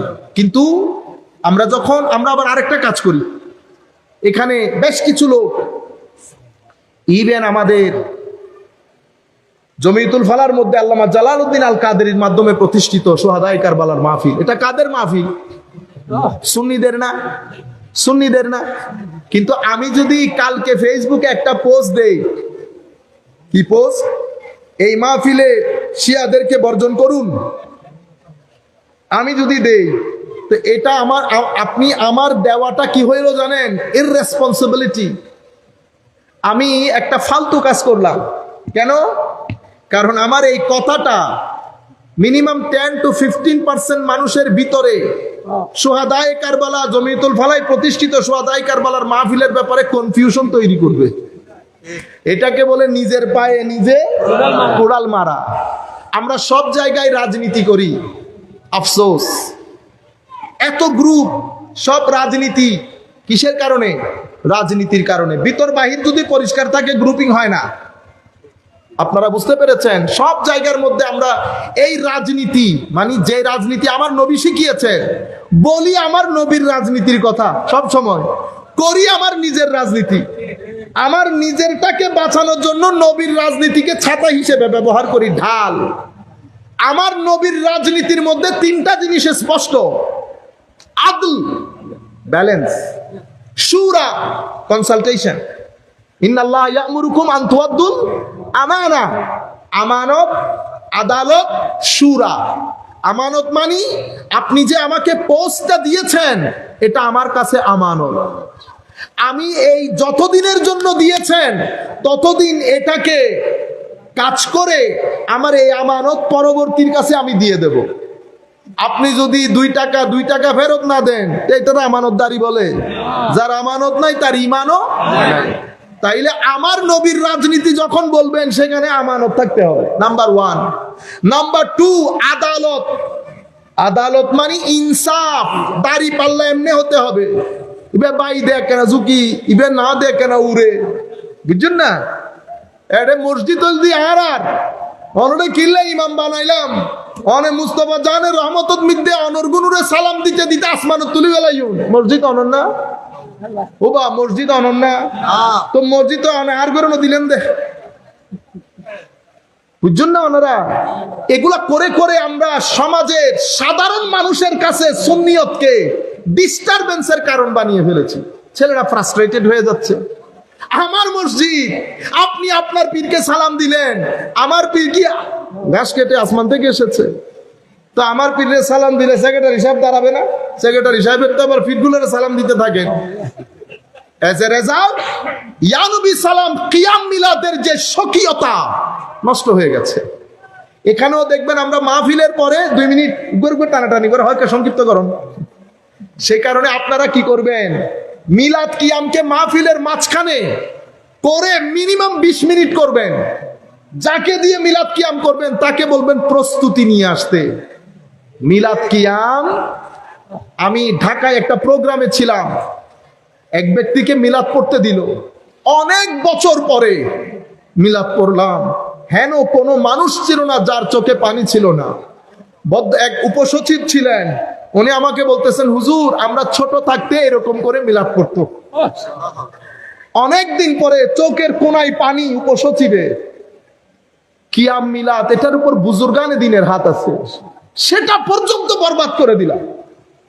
এনে ইয়া নবী সালাম আলাইকে একবার ফুজিয়া নবী, এরপরে মুস্তাফা, এরপরে ফিসা, এরপরে গেই তারপরে আর বাই হলে কিরিবু ইতারাই ওয়াকরা দা ওয়ানা হইতে হইতে তারা বান্ধন শুরু করিব। কিয়াম মিলাদ ওদের কাছে, আমাদের কাছে ব্যাপার না, ওদের কাছে আর কি ব্যাপার হবে?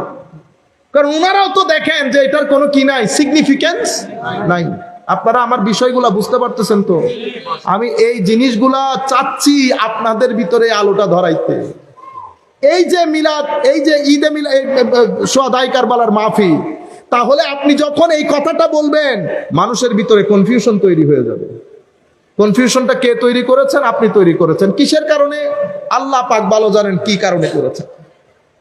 এই কাজ আমরা করব না। ফেসবুকের মধ্যে আল্লাহর ওয়াস্তে কমেন্ট করা ছেড়ে দেন, আপনার জিন্দেগি হায়াত আদা বেড়ে যাবে। আপনারা হয়তো বুঝতেও পারতেছেন না, এমন এমন জায়গায় আপনারা কমেন্ট করে দেন, ঈমান সহ চলে যায়, ঈমান সহ চলে যায়। এখানে কত মৌলবী আছে যার পিছনে নামাজই হয় না। কেন? সে এমন এক আলেমের বিরুদ্ধে ফতোয়া দিয়েছে, হয়তো যেই আলেম আল্লাহর দরবারে অনেক গ্রহণযোগ্য, ফতোয়া দিয়ে তার ঈমান যে বাজারে বিক্রি করে ফেলছে সে জানেও না। সে জুমা পড়াইতেছে, সে জানাজা পড়াইতেছে। আজীব মাহৌল, আজীব মাহৌল। সম্মানিত উপস্থিতি, যাই হোক, আমরা যেটা বুঝাইতে চাচ্ছিলাম আমাদের মূল কথাই চলে যায়। তো মাহে মুহররম যখন আসে, প্রথম 15 দিন দেখবেন পাগল করে ফেলবে আপনাদেরকে, শিয়া শিয়া বলে। আপনারা মনে করবেন শিয়াইজম সুন্নিদেরকে চেপে ধরতেছে। আহলুস সুন্নাহ ওয়াল জামাত 1300-1400 বছর চাপতে পারে নাই কেউ। সরকারিভাবে চেষ্টা করা হয়েছে, বেসরকারিভাবে চেষ্টা করা হয়েছে। উম্মতের 80% আহলুস সুন্নাতে ওয়াল জামাত। আমরা কখনো আহলুস সুন্নাহ ওয়াল জামাত কখনো অস্ত্র নিয়ে মাঠে নামে নাই। আহলুস সুন্নাহ ওয়াল জামাতের জবান, দলিল, তাকওয়া, পরহেজগারি সবকিছু মিলে কেউ এখানে দাঁড়াইতে পারে নাই। কোটি কোটি টাকা খরচ করেছে। আমরা কি করব? আমাদেরটা প্লান্ট। আমরা ফেসবুকের মধ্যে 3 লাইনে মেসেজ একটা দিয়েছি, অমুক শিয়া হয়ে গেছে। এগুলোর মাধ্যমে আপনি সুন্নিদেরকে ফ্রাস্ট্রেটেড করছেন, বরবাদ করে দিচ্ছেন। সচেতনতা বৃদ্ধির জন্য কি করতে হয় সেটা সবাই বসে দরবারের উলামায়ে কেরামকে, পীর সাহেবানকে সবাইকে ডেকে গোলটেবিল বৈঠক করি। হুজুর, সমস্যা এটা হয়েছে, আমাদের বাংলাদেশে চট্টগ্রামে অন্তত মুরব্বি নাই, আমাদের এখানে পীর সাহেবান নাই, উলামায়ে কেরাম আছেন, বুজুর্গ উলামায়ে কেরাম, বয়স্ক উলামায়ে কেরাম আছেন, সবাই মিলে আমরা বসি। আমি মাস্টারি করার কে? আমি কি বুঝি? আপনি হয় ইঞ্জিনিয়ার, নয় উকিল, নয় কোনো কিছু, আপনি কি বুঝবেন? উলামায়ে কেরাম বসে তাদেরকে ডিল করতে দেন, তাদেরকে বলেন পরিস্থিতি এইটা, পরিস্থিতি এইটা। আজকে আমাদের মুফতি ইব্রাহিম আল কাদরি মুদ্দাসিল্লুহুল আলী, আমাকে কেউ একজন বলেছে যে উনি পুরা বিষয় নিয়ে একটা সুন্দর বক্তব্য জাতির সম্মুখে তুলে ধরেছেন। এ না আমাদের মুরব্বীদের কাজ, আমাদের কাজ ইজি হয়ে গেল না? মুরব্বীরা মিলে বসবেন, মুরব্বীরা মিলে এক জায়গা থেকে ডাইরেকশন দেবেন। এখন আপনি এই কোণা থেকে এটা বলতেছেন, ওই কোণা থেকে ওইটা বলতেছেন, ওই কোণা থেকে ওইটা বলতেছেন। আমাদের ছেলেরা ফ্রাস্ট্রেটেড, আমাদের ছেলেরা disturb. As a result of this, আহলে বাইত একদল তো ভুলেই গেছে এখানে আহলে বাইত রাসূল বলে কিছু আছে। ঢাকার কোন মসজিদের মধ্যে, চট্টগ্রামের বাইরে গেলে কোন মসজিদে আপনি দেখবেন এগুলার কোনো হাদিস নাই। একদল তো ছেড়েই দিয়েছে, যারা করে তাদেরকে আপনি শিয়াইজমের কথা বলে ভয় পাইয়ে দিয়েছে। আমরা গরিব কিছু আছি, যেহেতু কোনো বলয়ের সাথে চলি না, আপনি কি বলেন না বলেন কোনো কিছু যায় আসে না। দৃষ্টি মদিনা শরীফের দিকে থাকে। নবী রাজি থাকলে সব রাজি, নবী রাজি না থাকলে আপনার রাজি দিয়ে আমি কি করবো? কাজী খাবো? আপনারা বুঝতে পেরেছেন? বড় বড় আলেম পর্যন্ত ভয় পেয়ে যাচ্ছে। ইন্না লিল্লাহি, আমরা নয় মিশাই বুজুর, হাশমি মিশাই বুজুর, জালালউদ্দিন আল কাদরি বাংলার জমিনে যাদেরকে দেখেছি, আহলে বাইত রাসূলের কথা যখন বলতো ফেদা, মানুষ কাঁদতেছে, ওনাদের চোখ দিয়ে পানি। আপনারা বুঝতে পেরেছেন? সেই টেস্ট খতম হয়ে গেছে এখন। কেন? ওই বলো, ওই বলো। যাই হোক, আমাদের বক্তব্য শেষের দিকে। আওলাদ এবং রাহাত দুইটা বুঝেছেন। রহমত, রাইহানের এককটা কি? তার মানে হচ্ছে আমার হাসান এবং হুসাইন, এটা আমার জন্য রহমত। হুমা মাওলা, আপনি রহমান, আপনার নবী রহমতুল্লিল আলামিন, রহমতুল্লিল আলামিন। হায় হায় হায়, কৌয়া আর ফুয়াও একবারে মানে আর রহমত হিসেবে হতে দুনিয়াতে আইল দি, আমার রহমত হিসেবে দুনিয়াতে এসেছে। কারণ আমার তো বিশাল বিজনেস এম্পায়ার। আমার এই ছেলে যদি না আসতো, আমার এগুলা দেখভাল কে করতো? বুঝতে পেরেছেন? তাইলে আমার নবী কোনো না কোনো একটা জিনিসের দিকে ইঙ্গিত দিচ্ছেন। এবং নবী সাল্লাল্লাহু আলাইহি ওয়াসাল্লাম হাসান এবং হুসাইন রাদিয়াল্লাহু তাআলা আনহুকে এক জায়গার মধ্যে বলেছেন আমার শান্তি, আরেক জায়গার মধ্যে আমার আওলাদ, এই জায়গার মধ্যে বলছেন হাসান এবং হুসাইন এটা দুনিয়ার মধ্যে আমার দুইটা রহমতের ঘর। আমি এই জায়গাগুলোতে সময় লস করতেছি না, কারণ রিজিকের মধ্যে যাইতে হচ্ছে। পঞ্চম অর্থ, রাইহানের অর্থ হচ্ছে রিস্ক। রাইহানের অর্থ কি? রিস্ক। আচ্ছা, এখন রিজিক মানে কি? রিস্ক মানে হচ্ছে, রিস্ক বলা হয় ওয়াবির রিস্কে আল্লাহুম্মা সাল্লি আলা সাইয়্যিদিনা মুহাম্মাদিন ওয়া বারিক ওয়া সাল্লিম। আচ্ছা, রিস্ক মানে কি? ইমাম ইবনে মনজুর লিসানুল আরব, একটা বিখ্যাত কিতাব, 16-17 খণ্ড, কোন জায়গায় 22 খণ্ড, আমার কাছে যেটা আছে 19 খণ্ডের, সেই কিতাবের মধ্যে রিজিকের অর্থ লিখছে আর রিজক আল্লাযী ইউনতাফাউ বিহ। রিজিক বলা হয় এমন জিনিস যেটার মাধ্যমে আপনার উপকার সাধিত হবে। কি সাধিত হবে? উপকার। সেই কারণে তো এই দিক থেকে হযরতে আল্লামা ইবনে আসির আন-নিহায়া ফি গরিবিল আসর, এই কিতাবের মধ্যে উনি বলছেন এই দিক থেকে ইয়াতলুকু ইয়ানি রাইহান শব্দটি দ্বারা কি বোঝানো হয়? রহমত এবং রিস্ক। রহমত এবং রিস্ক। রিজিকের অর্থ কি? রিজিকের অর্থ হচ্ছে এমন জিনিস যেটার মাধ্যমে ব্যক্তির উপকার সাধিত হয়, ব্যক্তির উপকার সাধিত হয়। এখন উপকার সাধন আমি শুরুর দিক থেকে আপনাদেরকে বলছিলাম, ব্যবসা আছে, গাড়ি বাড়ি আছে, আমার ছেলে কোনো কিছুর ঠিক ঠিকানা নাই, বন্ধু বান্ধব নিয়ে আছে, ছেলে আমার, কিন্তু আমার রিজিক হইতে পারে নাই। কেন? এটার মাধ্যমে আমার কোনো উপকার সাধন হচ্ছে না। কিন্তু ছেলে যদি আমার এই সব কিছু দেখভাল করে, ছেলে যদি আমার এই সব কিছু দেখভাল করে, তাহলে এটা হয়ে যাবে আমার রিস্ক। তো সেই কারণে রিস্কের কারণে ছেলেকে বলে রাইহান। কি বলে? রাইহান। তো ইমাম আবু আব্দুল্লাহ বিন আবি নাসর আল ইজদি, ওনার একটা কিতাব আছে তফসিরু গরিব মা ফিস সহিহাইন আল বুখারী ওয়া মুসলিম, এটার মধ্যে উনি বলছেন আর রাইহান ইয়ানি আর রিজক ওয়া ইউসাম্মাল ওয়ালাদু রাইহানা, ওয়ালাদকে, বাচ্চাকে, আওলাদকে রাইহান বলা হয়। রাইহান মানে রিজক, রিজক মানে যার মাধ্যমে উপকার সাধিত হয়। এতটুকুন তো বুঝছি।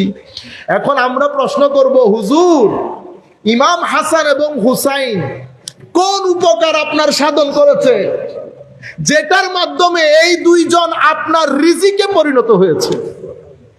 কোনো না কোনো উপকার তো সাধন করেছে, উপকার সাধন না করলে রিজিক হলো কেমনে? আসেন আমরা দেখি আমার নবীর এই দুই আওলাদ, নবীর রিজিক কেমনে হলো। হযরতে হাসান এবং হুসাইনের মধ্যে প্রথম জন ইমামে হাসান রাদিয়াল্লাহু তাআলা আনহু। ইমামে হাসানের ক্ষেত্রে আমার নবী কি বলেছে জানেন? আমার নবী বলেছেন ইবনি হাজা সাইয়্যিদ। কি বলেছে? আমার এই সন্তান সৈয়দ। সৈয়দ মানি আমরা সৈয়দ বলি বাংলাতে, এটার অর্থ আমরা কি করি? সৈয়দ মানি সর্দার, সৈয়দ মানি সর্দার। মনে রাখবেন আরবির মধ্যে সৈয়দ কবিলা আছে না, গোত্র, বাড়ির নেতা হইতে পারে, জাতীয় সর্দারও হইতে পারে। কৌমের সর্দার সৈয়দ মানি সর্দার। সৈয়দ সর্দার কখন হয়? তো যদি যেই সৈয়দের মাধ্যমে কোনো একটা জাতির, কোনো একটা গোত্রের উপকার সাধন হবে, তাদের সমস্যাগুলা দূর হবে, তাদের সমস্যাগুলা দূর হবে, তাদের উপকার হবে। যদি গোত্র বা সম্প্রদায়ের উপকার হয়, সমস্যাগুলা দূর হয়, তাদের যাবতীয় প্রবলেমগুলো সলভ হওয়ার পরে স্থিরতা প্রতিষ্ঠা হয়, এমন ব্যক্তিকে সৈয়দ বা সর্দার বলে। যাকে তাকে সর্দার, সৈয়দ মানি সর্দার বলে না। তাহলে ইয়া রাসূলুল্লাহ ইমামে হাসান কোন উপকার সাধন করেছে এবং কার উপকার সাধন করেছে? আমার ভাইরা, কোনো কথা হবে না।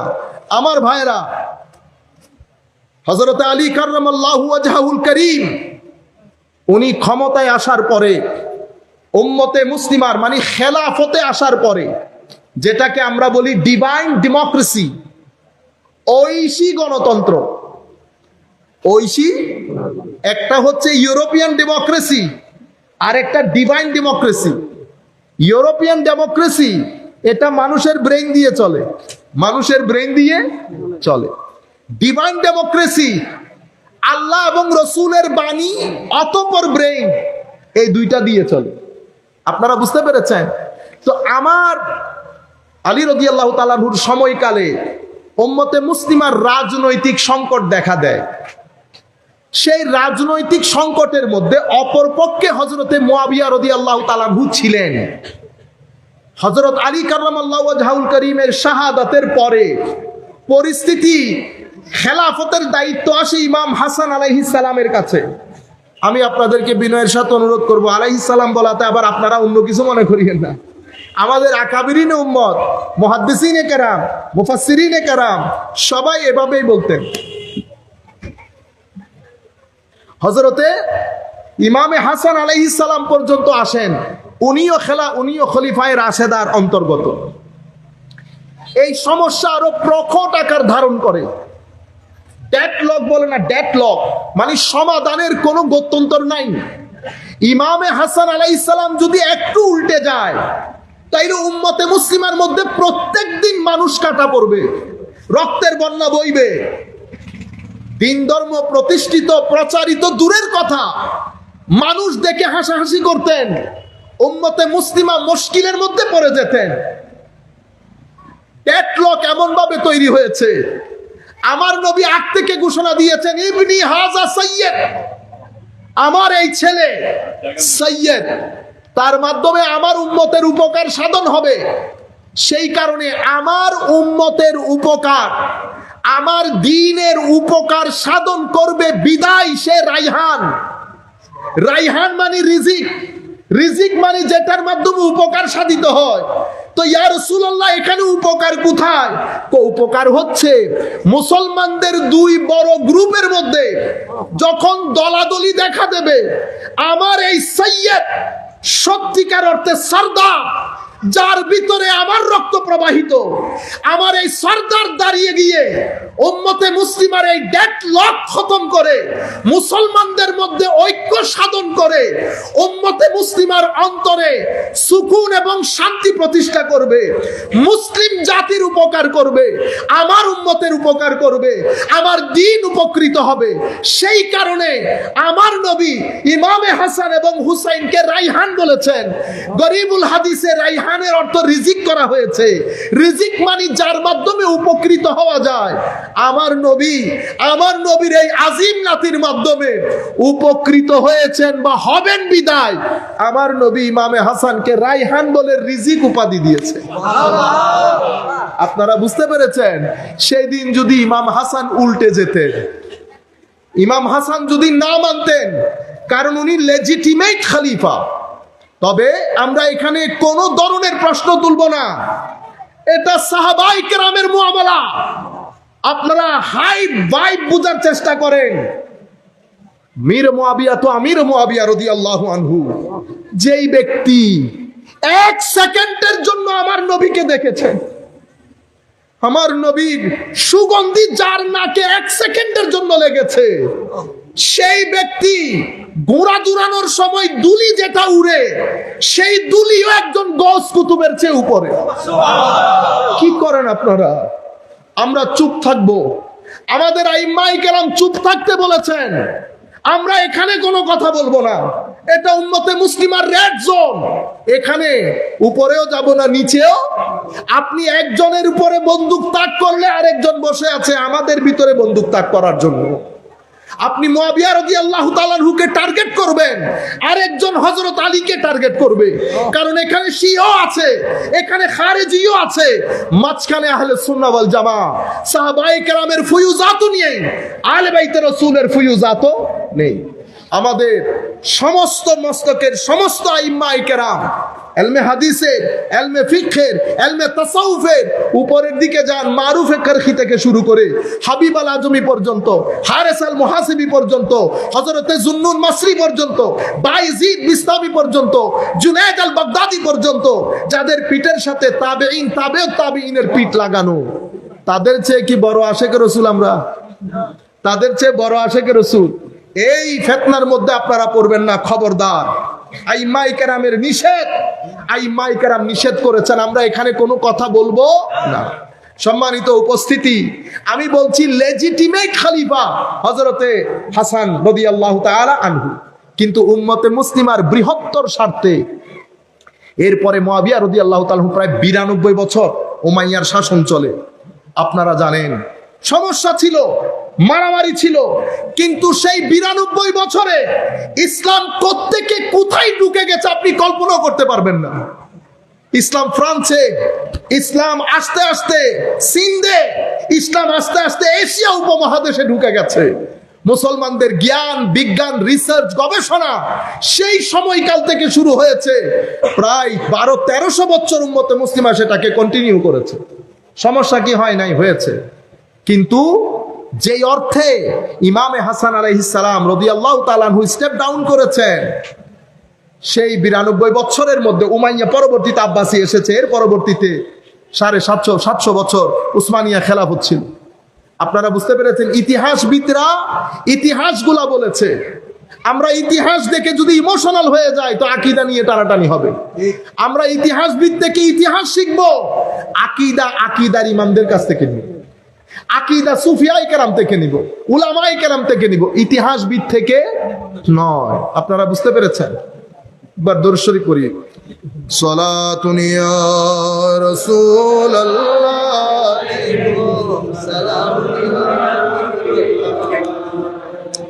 সালাতুন ইয়া রাসূলুল্লাহ আলাইকুম সালামুন ইয়া হাবিবাল্লাহ আলাইকুম মুহাম্মাদুল সাইয়্যিদুল কাউনাইনি ওয়াস সাকালাইন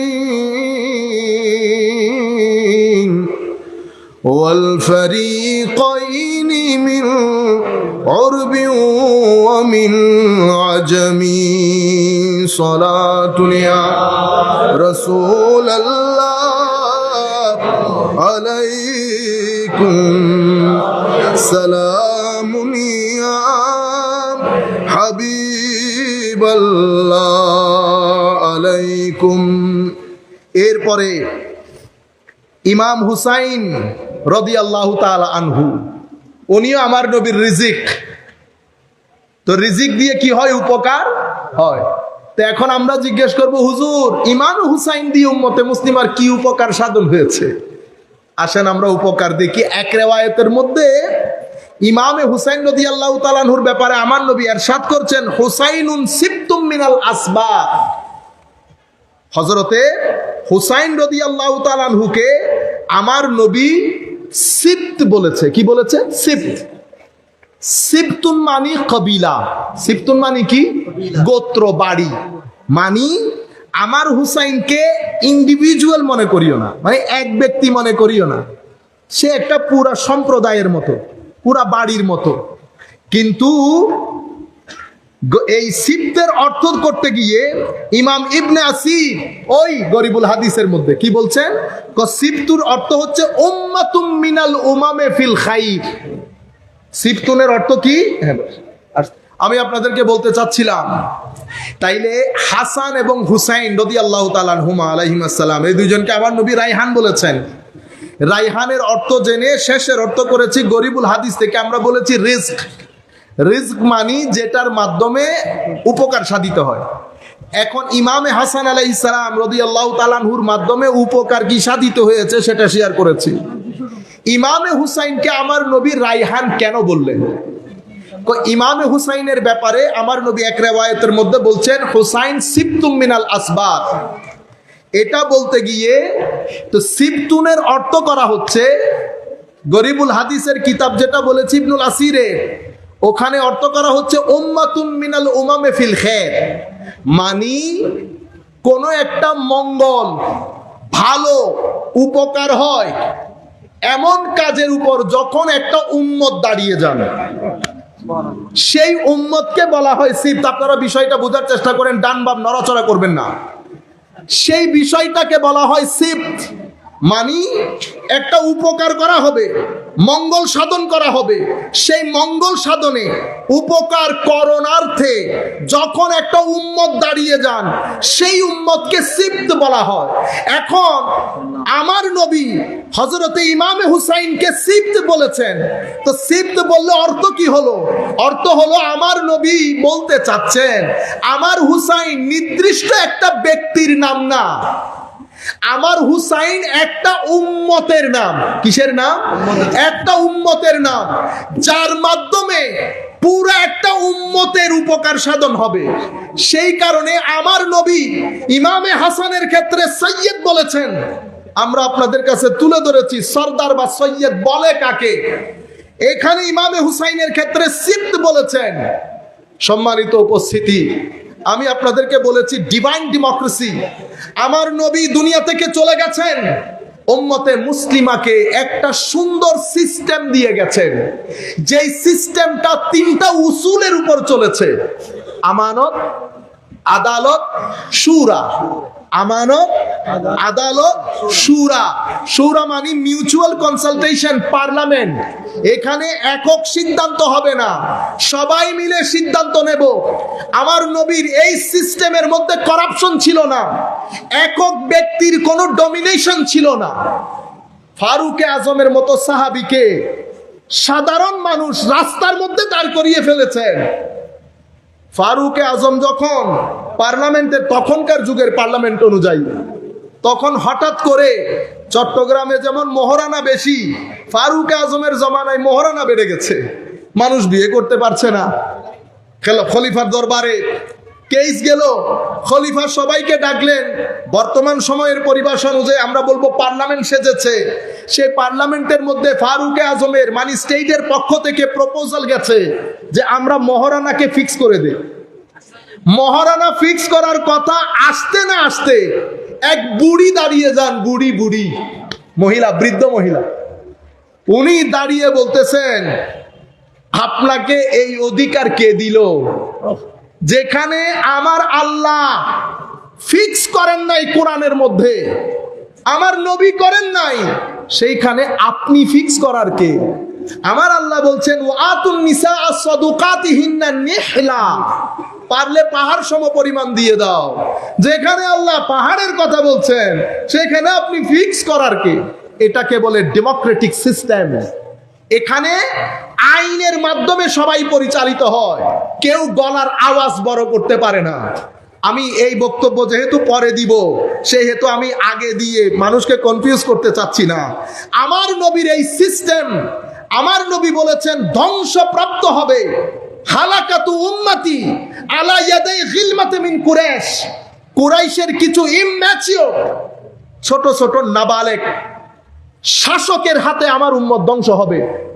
তো উম্মত যখন, আমি পলিটিক্যাল ক্রাইসিসের কথা বলেছি আপনাদেরকে, এই বিষয়টা যখন কারবালা পর্যন্ত গড়ানোর আগে ইয়েজিদের হাতে যখন পাওয়ার গেছে, ক্ষমতা যখন, মুসলিম পাওয়ার, মুসলমানদের সামগ্রিক অবস্থা যখন নড়ে বড়ে, আমার নবী হযরত ইমাম হুসাইনকে বলেছেন উম্মত। কি বলেছেন?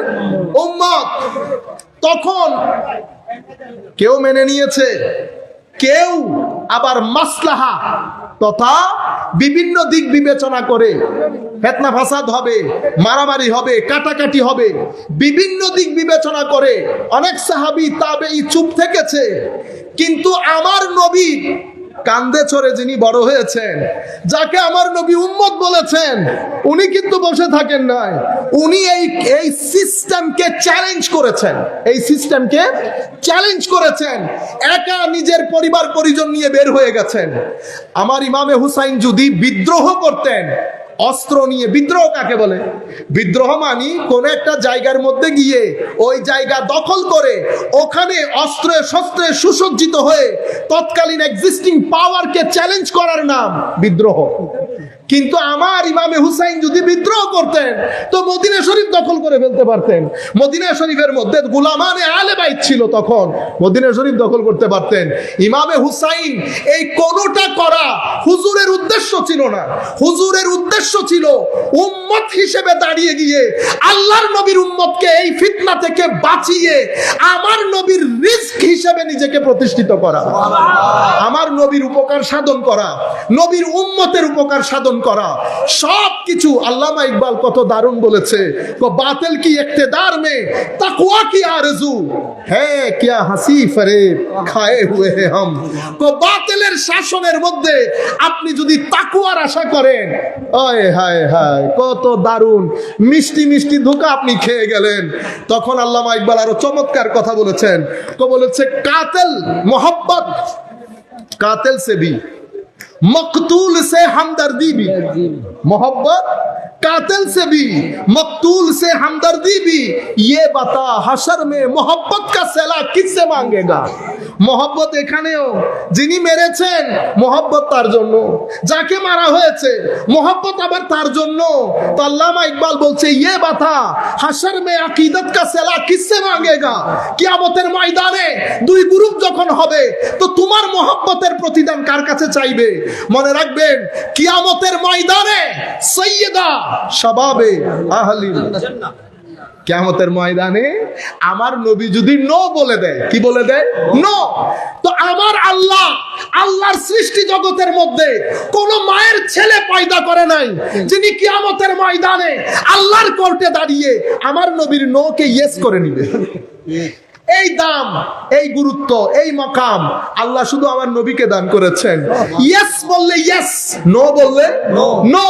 আমার আল্লাহর দরবারে যাবেন, আমার আল্লাহ বলবে আসা আইয়াবা আসাকা রব্বাকা মাকামা মাহমুদ, ওখানে ইয়েস হলে এখানে ইয়েস, ওখানে নো হলে এখানেও নো।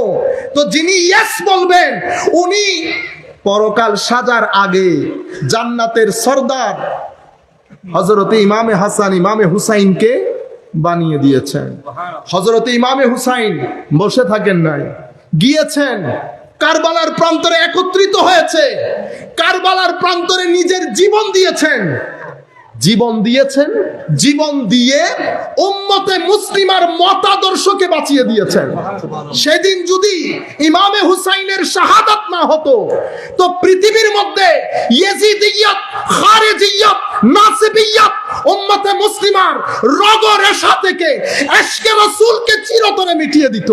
কিন্তু ইমামে হুসাইনের সেই দিনকার শাহাদাত, আহলে বাইতে রাসূলের শাহাদাত আমার নবীর দ্বীনকে বাঁচিয়ে দিয়েছে। সেই বাঁচানোর কারণে আমার নবী বলেছেন হাসান এবং হুসাইন আমার দুইটা ফুলের নাম। রাইহানকে উলামায়ে কেরাম বলছেন রাইহান মানে রিজিক, রিজিক মানে যার মাধ্যমে উপকার হয়। আমার নবীর কি উপকার হয়েছে? কো উম্মতের উপকার হয়েছে। কেমন? কো ইসলাম জিন্দা হোতা হে হার কারবালা কে বাদ। একজন ইয়েজিদ অনেকজন, এটাও মতাদর্শ, এটাও মতাদর্শ। মনে রাখবেন ইমাম হুসাইন চলে গেছেন। আমি আল্লামা ইকবালের ওই কথা গতকালকে শেয়ার করেছি। আল্লামা ইকবাল বলছেন হুজুর হাত হি নেহি আপকি ইন্তেকাম কা। হুজুর তো তেরি বলেছেন, আমি তেরি বলতেছি না। हुजूर हद ही नहीं आपकी इंतकाम का कि लफ्ज यजीद को गाली से बदतर बना दिया। কিছুই করে নাই, কোনো মারদাঙ্গা হাঙ্গামা হয় নাই, কিন্তু বলেছেন হুজুর এমন একটা রেভেঞ্জ, এমন একটা প্রতিশোধ যে কুল কায়নাতের মধ্যে সেই তারিখ থেকে আজকের তারিখ পর্যন্ত ইয়েজিদ শব্দটি গালিতে পরিণত হয়েছে। ইয়েজিদ শব্দটি গালিতে পরিণত হয়েছে। বাস আখেরি কথা বলে শেষ করে দিচ্ছি। দেখেন ব্রাহ্মণবাড়িয়া থেকে আমার এক ভাই ফোন করে বলতেছেন আপনি বারবার, আমার ইয়েজিদ নিয়ে একটা আলোচনা ছিল, তো বলছে আপনি ইয়েজিদ নিয়ে বারবার আলোচনা করছেন। উনি তাবেঈ ছিলেন, উনি এই যুদ্ধের সাথে, এই শাহাদাতের সাথে সম্পৃক্ত ছিলেন না। আমি বলতেছি ভাই আপনি এই কথাগুলো বলবেন না, শুধু শুধু প্রেশার হাই হয়ে যাবে আবার। ঠিক আছে, আমরা এমনিতে অনেক ভদ্র সবর, কোনো কিছু না, ঠিক আছে সব, কিন্তু দুই জায়গার মধ্যে, তিন জায়গার মধ্যে আমাদের সবর থাকে না। শানের সালতে বিয়াদবি যখন হয় আমাদের প্রেশার তখন 300 ডিগ্রি হয়ে যায়। আলে বাইত রাসূলের শানে, আউলিয়ায়ে কেরামের শানে এমনিতে কথা বলবো, সারাদিন বলবো, কিন্তু বেয়াদবি করতে পারবেন না। বেয়াদবি করবেন তখন প্রেশার 300 ডিগ্রি হয়ে যায়, তখন মাথায় থাকে না কোন পুলিশ কোন আর্মি। এই কাজ করিয়েন না। বলতেছে আপনি বক্তব্য বন্ধ করেন, I don't want to hear your word, even a single word. আপনি একটা কাজ করেন, আমি আমার বাতিজার নাম রাখছি হাসানাইন। কেন? পরবর্তী ছেলে হয় কি হয় না, আল্লাহ একটার ভিতরে দুইটা ঢুকাই দিছি, হাসানাইন। আপনাকে তো আমি টেলিফোনে দেখতেছি না, বয়স্ক টুক, যদি বয়স পারফেক্টলি থাকে, ছেলে ছেলে হওয়ার সম্ভাবনা থাকে, একটা ছেলের নাম ইয়েজিদ রাইখা দেখাই না, তাবেই না, তো তাবেইর নাম রাখলে অসুবিধা কি? আল্লাহ এটা করতে পারবেন না। কেন? ফেরাউন মুসা আলাইহিস সালাম এসে ফেরাউনকে ফেরাউনি বানিয়ে দিয়েছে। গালি দিলে কো ফেরাউন, জুলুম করলে কো ফেরাউন, টাকা মেরে দিলে কো আস্তে একটা ফেরাউন। বুঝতে পেরেছেন? যেখানে মুসা, যেখানে ফেরাউন সেখানে মুসা, যেখানে নমরুদ সেখানে ইব্রাহিম, যেখানে ইয়াজিদ সেখানে হুসাইন। এই আদর্শগুলোর মৌত হয় নাই। নমরুদ মিটে গেছে, ফেরাউন মিটে গেছে সুপার পাওয়ার নিয়ে। হযরতে মুসা আলাইহিস সালামের পাওয়ার মতাদর্শের কারণে বেঁচে আছে। সেই দিনও সুপার পাওয়ার ছিল ইয়াজিদ, অর্ধ পৃথিবীর শাসক। এখানে আমার নবীর কলিজার টুকরা নাতি কয়েকজন পরিবারের সদস্য নিয়ে। মতাদর্শ মরে নাই, মতাদর্শ শুধু জীবিত হয়েছে তা না, এতদিন পরে আপনাদের কাছে বক্তব্য রেখে আপনাদের ভিতরে যে একটা রিফ্রেশমেন্ট, দ্বীনের চেতনা, সেটাই ইমাম হাসান হুসাইনের রক্তের বদৌলতে। সেদিন যদি ইন্তেকাল না করতেন আজকে আমরা এই কাজ করতাম না। মদিনা শরীফে যান, ঘুরতেছেন, কোনো ফিলিংস আছে নাই, কিন্তু পাশের এক ভদ্রলোক বসে যখন নাত করতেছে, हुजूर मेरी तो सारी बहार आप से है। পড়তেছে যে সেও কাঁদতেছে, যে শুনতেছে সেও কাঁদতেছে। দরবারে বসা আসে নাই, কিন্তু নাচ যখন পড়া শুরু হয়েছে দিলে দিল লেগে গেছে। দিল সে জো বাত নিকলতে আসর রাখতে। এভাবে এই ঘটনাগুলো মানুষের ভিতরের ঈমানের তাপস বৃদ্ধি করে, জিন্দা রাখে, যেটা ইমামে হুসাইন আলাইহিস সালামের মাধ্যমে হয়েছে। আল্লাহ রাব্বুল আলামিন আমাদের হামি ও নাসির হোক। আমি আখেরি ভাবে আপনাদেরকে বলবো, আল্লাহর ওয়াস্তে হুসাইনিয়তকে আমরা জিন্দা করি। আপনারা ভদ্র হন, নম্র হন, সহনশীল হন। আমাদের ভিতর থেকে করাপশন দূর হোক। আল্লাহ রাব্বুল আলামিন আমাদেরকে সত্যিকার অর্থে আল্লাহর বান্দা হওয়ার তৌফিক দান করুন। আমরা কোরআন শরীফ পড়তে পারি না, তাইলে আর হুসাইনি হইলাম না। আমরা নামাজ পড়ি না, হুসাইনি হইলাম না। আমরা মানুষ ঠকাই, হুসাইনি হইলাম না। আমার এলাকার গরিব মানুষজন সহযোগিতা করি না, হুসাইনি হইলাম না। হুসাইনিয়তের মধ্যে এটা একটা প্যাকেজ। আমার নবী যে আদর্শ নিয়ে এসেছে সে আদর্শের প্যাকেজ। আমার নবী যে আদর্শ নিয়ে এসেছে, আদালত, ইনসাফ, আমানত, মানুষের সাথে সদ্ব্যবহার, এগুলা হুসাইনিয়ত, এগুলাকে আমরা জিন্দা করি। আল্লাহ রাব্বুল আলামিন আমাদের হামি ও নাসের হোক। আল্লাহ রাব্বুল আলামিন আমাদেরকে কবুল করুক। একটা দোয়া করব, সেই দোয়াতে আপনারা আমিন বলবেন, আমাদের বক্তব্য শেষ হবে।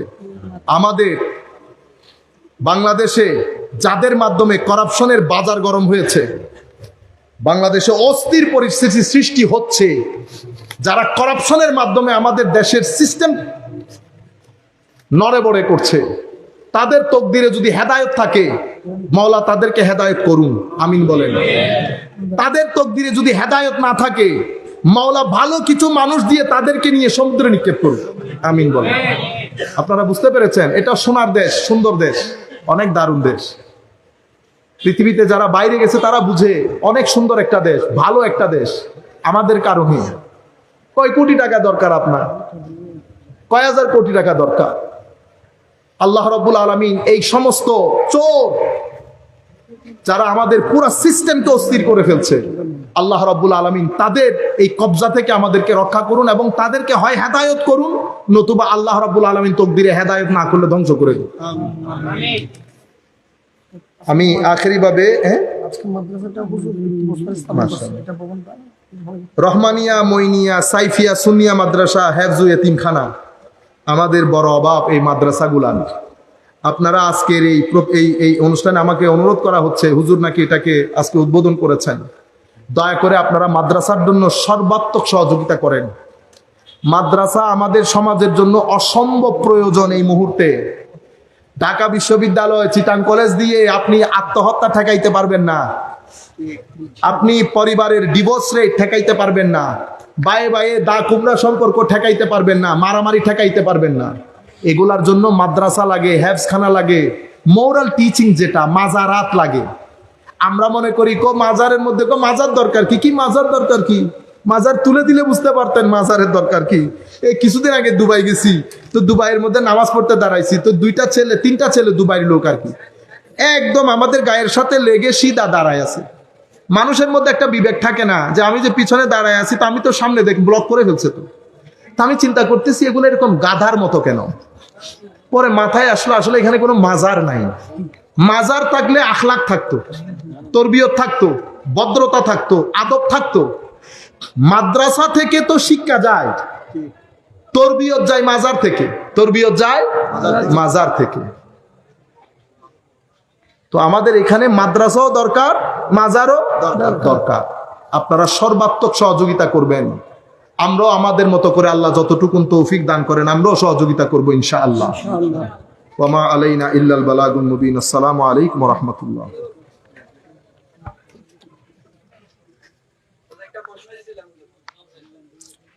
বেটা এই প্রশ্ন আমি ছোট হালত দেই বন্ধুই বলল তর্ক বিতর্ক নগজুন জিয়ান ন জানো নিয়ে লই তর্ক বিতর্ক করি লাভ নাই। বাজ বন্ধুই বের ফুসর করে কিন্তু ওজুর ফরজ হবার লিয়ান হইতে পারে।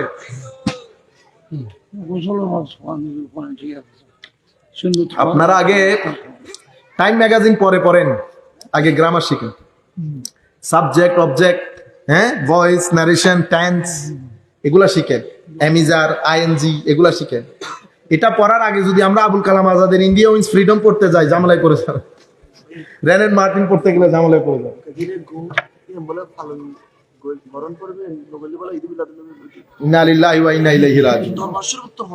না না, দরবার শরীফ তো কোনদিন দরবার শরীফ বইলে ইয়েন দিয়ে দরবার শরীফ বই। এগুলা আমাকেও বলা হয় আমাদের, আমি কথাগুলো বলি নাই কারণ হচ্ছে আজকে আমাদের মুফতি ইব্রাহিম সাহেব হুজুর উনি বিষয়গুলো বিস্তারিত বলেছেন। তো আমাদের বড়রা যখন কথা বলেন আমরা ছোটরা ওই জায়গার মধ্যে, কারণ আমাদের বলার সক্ষমতাও নাই। আমি আসলে বলি নাই যে বিষয়গুলো আমার একটা একটা করে আছে, তো আমি আজিয়ে বেগিন হয়ে গেলে হালিয়ে কি হই। তো এই তাল্লাই ইনশাআল্লাহ আল্লাহ যদি তৌফিক দান করেন ধারাবাহিকভাবে আসবে। আপনি প্রশ্ন যেটা করেছেন সেটা আমার পেজের মধ্যে বক্তব্য আছে বেটা। আর এগুলা নিয়ে আপনারা কারো সাথে ডিবেটে যাবেন না। এগুলো আমাদের আহলে সুন্নাত ওয়াল জামাতের আপনি মূল হিসেবে যদি তুলে ধরেন তা আপনি সুন্নিয়ত রক্ষা করতে পারবেন না। এগুলা নিয়ে ডিবেটও করতে যায় না। আমি আগে নিজেকে নিজে প্রশ্ন করি, আমি কখন ডাক পারি, ওই দেখা যায় তালগা শিখছি কিনা, আমি এগুলাই জানি না। এখন আপনি যদি আমাকে নজরুলের কবিতা দেন হবে। আপনারা আগে শিখেন। আমরা গোসলের ফরজ জানি না, কোরআন শরীফের একটা আয়াত পড়তে পারি না, ঠিক আছে? ডিবেটে যাবেন না, বুঝতে পেরেছেন? এই প্রশ্নগুলাতে না, আপনারা জায়গাটা হুকমে মুস্তাফার মধ্যে রাখবেন। আর উগ্রবাদী আপনারা যে নামগুলা দেন সেই নাম এখন দেবেন না। আপনারা বলবেন আমরা উগ্রবাদিতার সাথে নাই। উগ্রবাদিতা কি? যারা বোম মারে। যারা কি মারে? বোম মারে। আমরা হইলাম শান্তিকামী। বুঝতে পেরেছেন বস? এতটুকুনের মধ্যে বোঝা গেছে।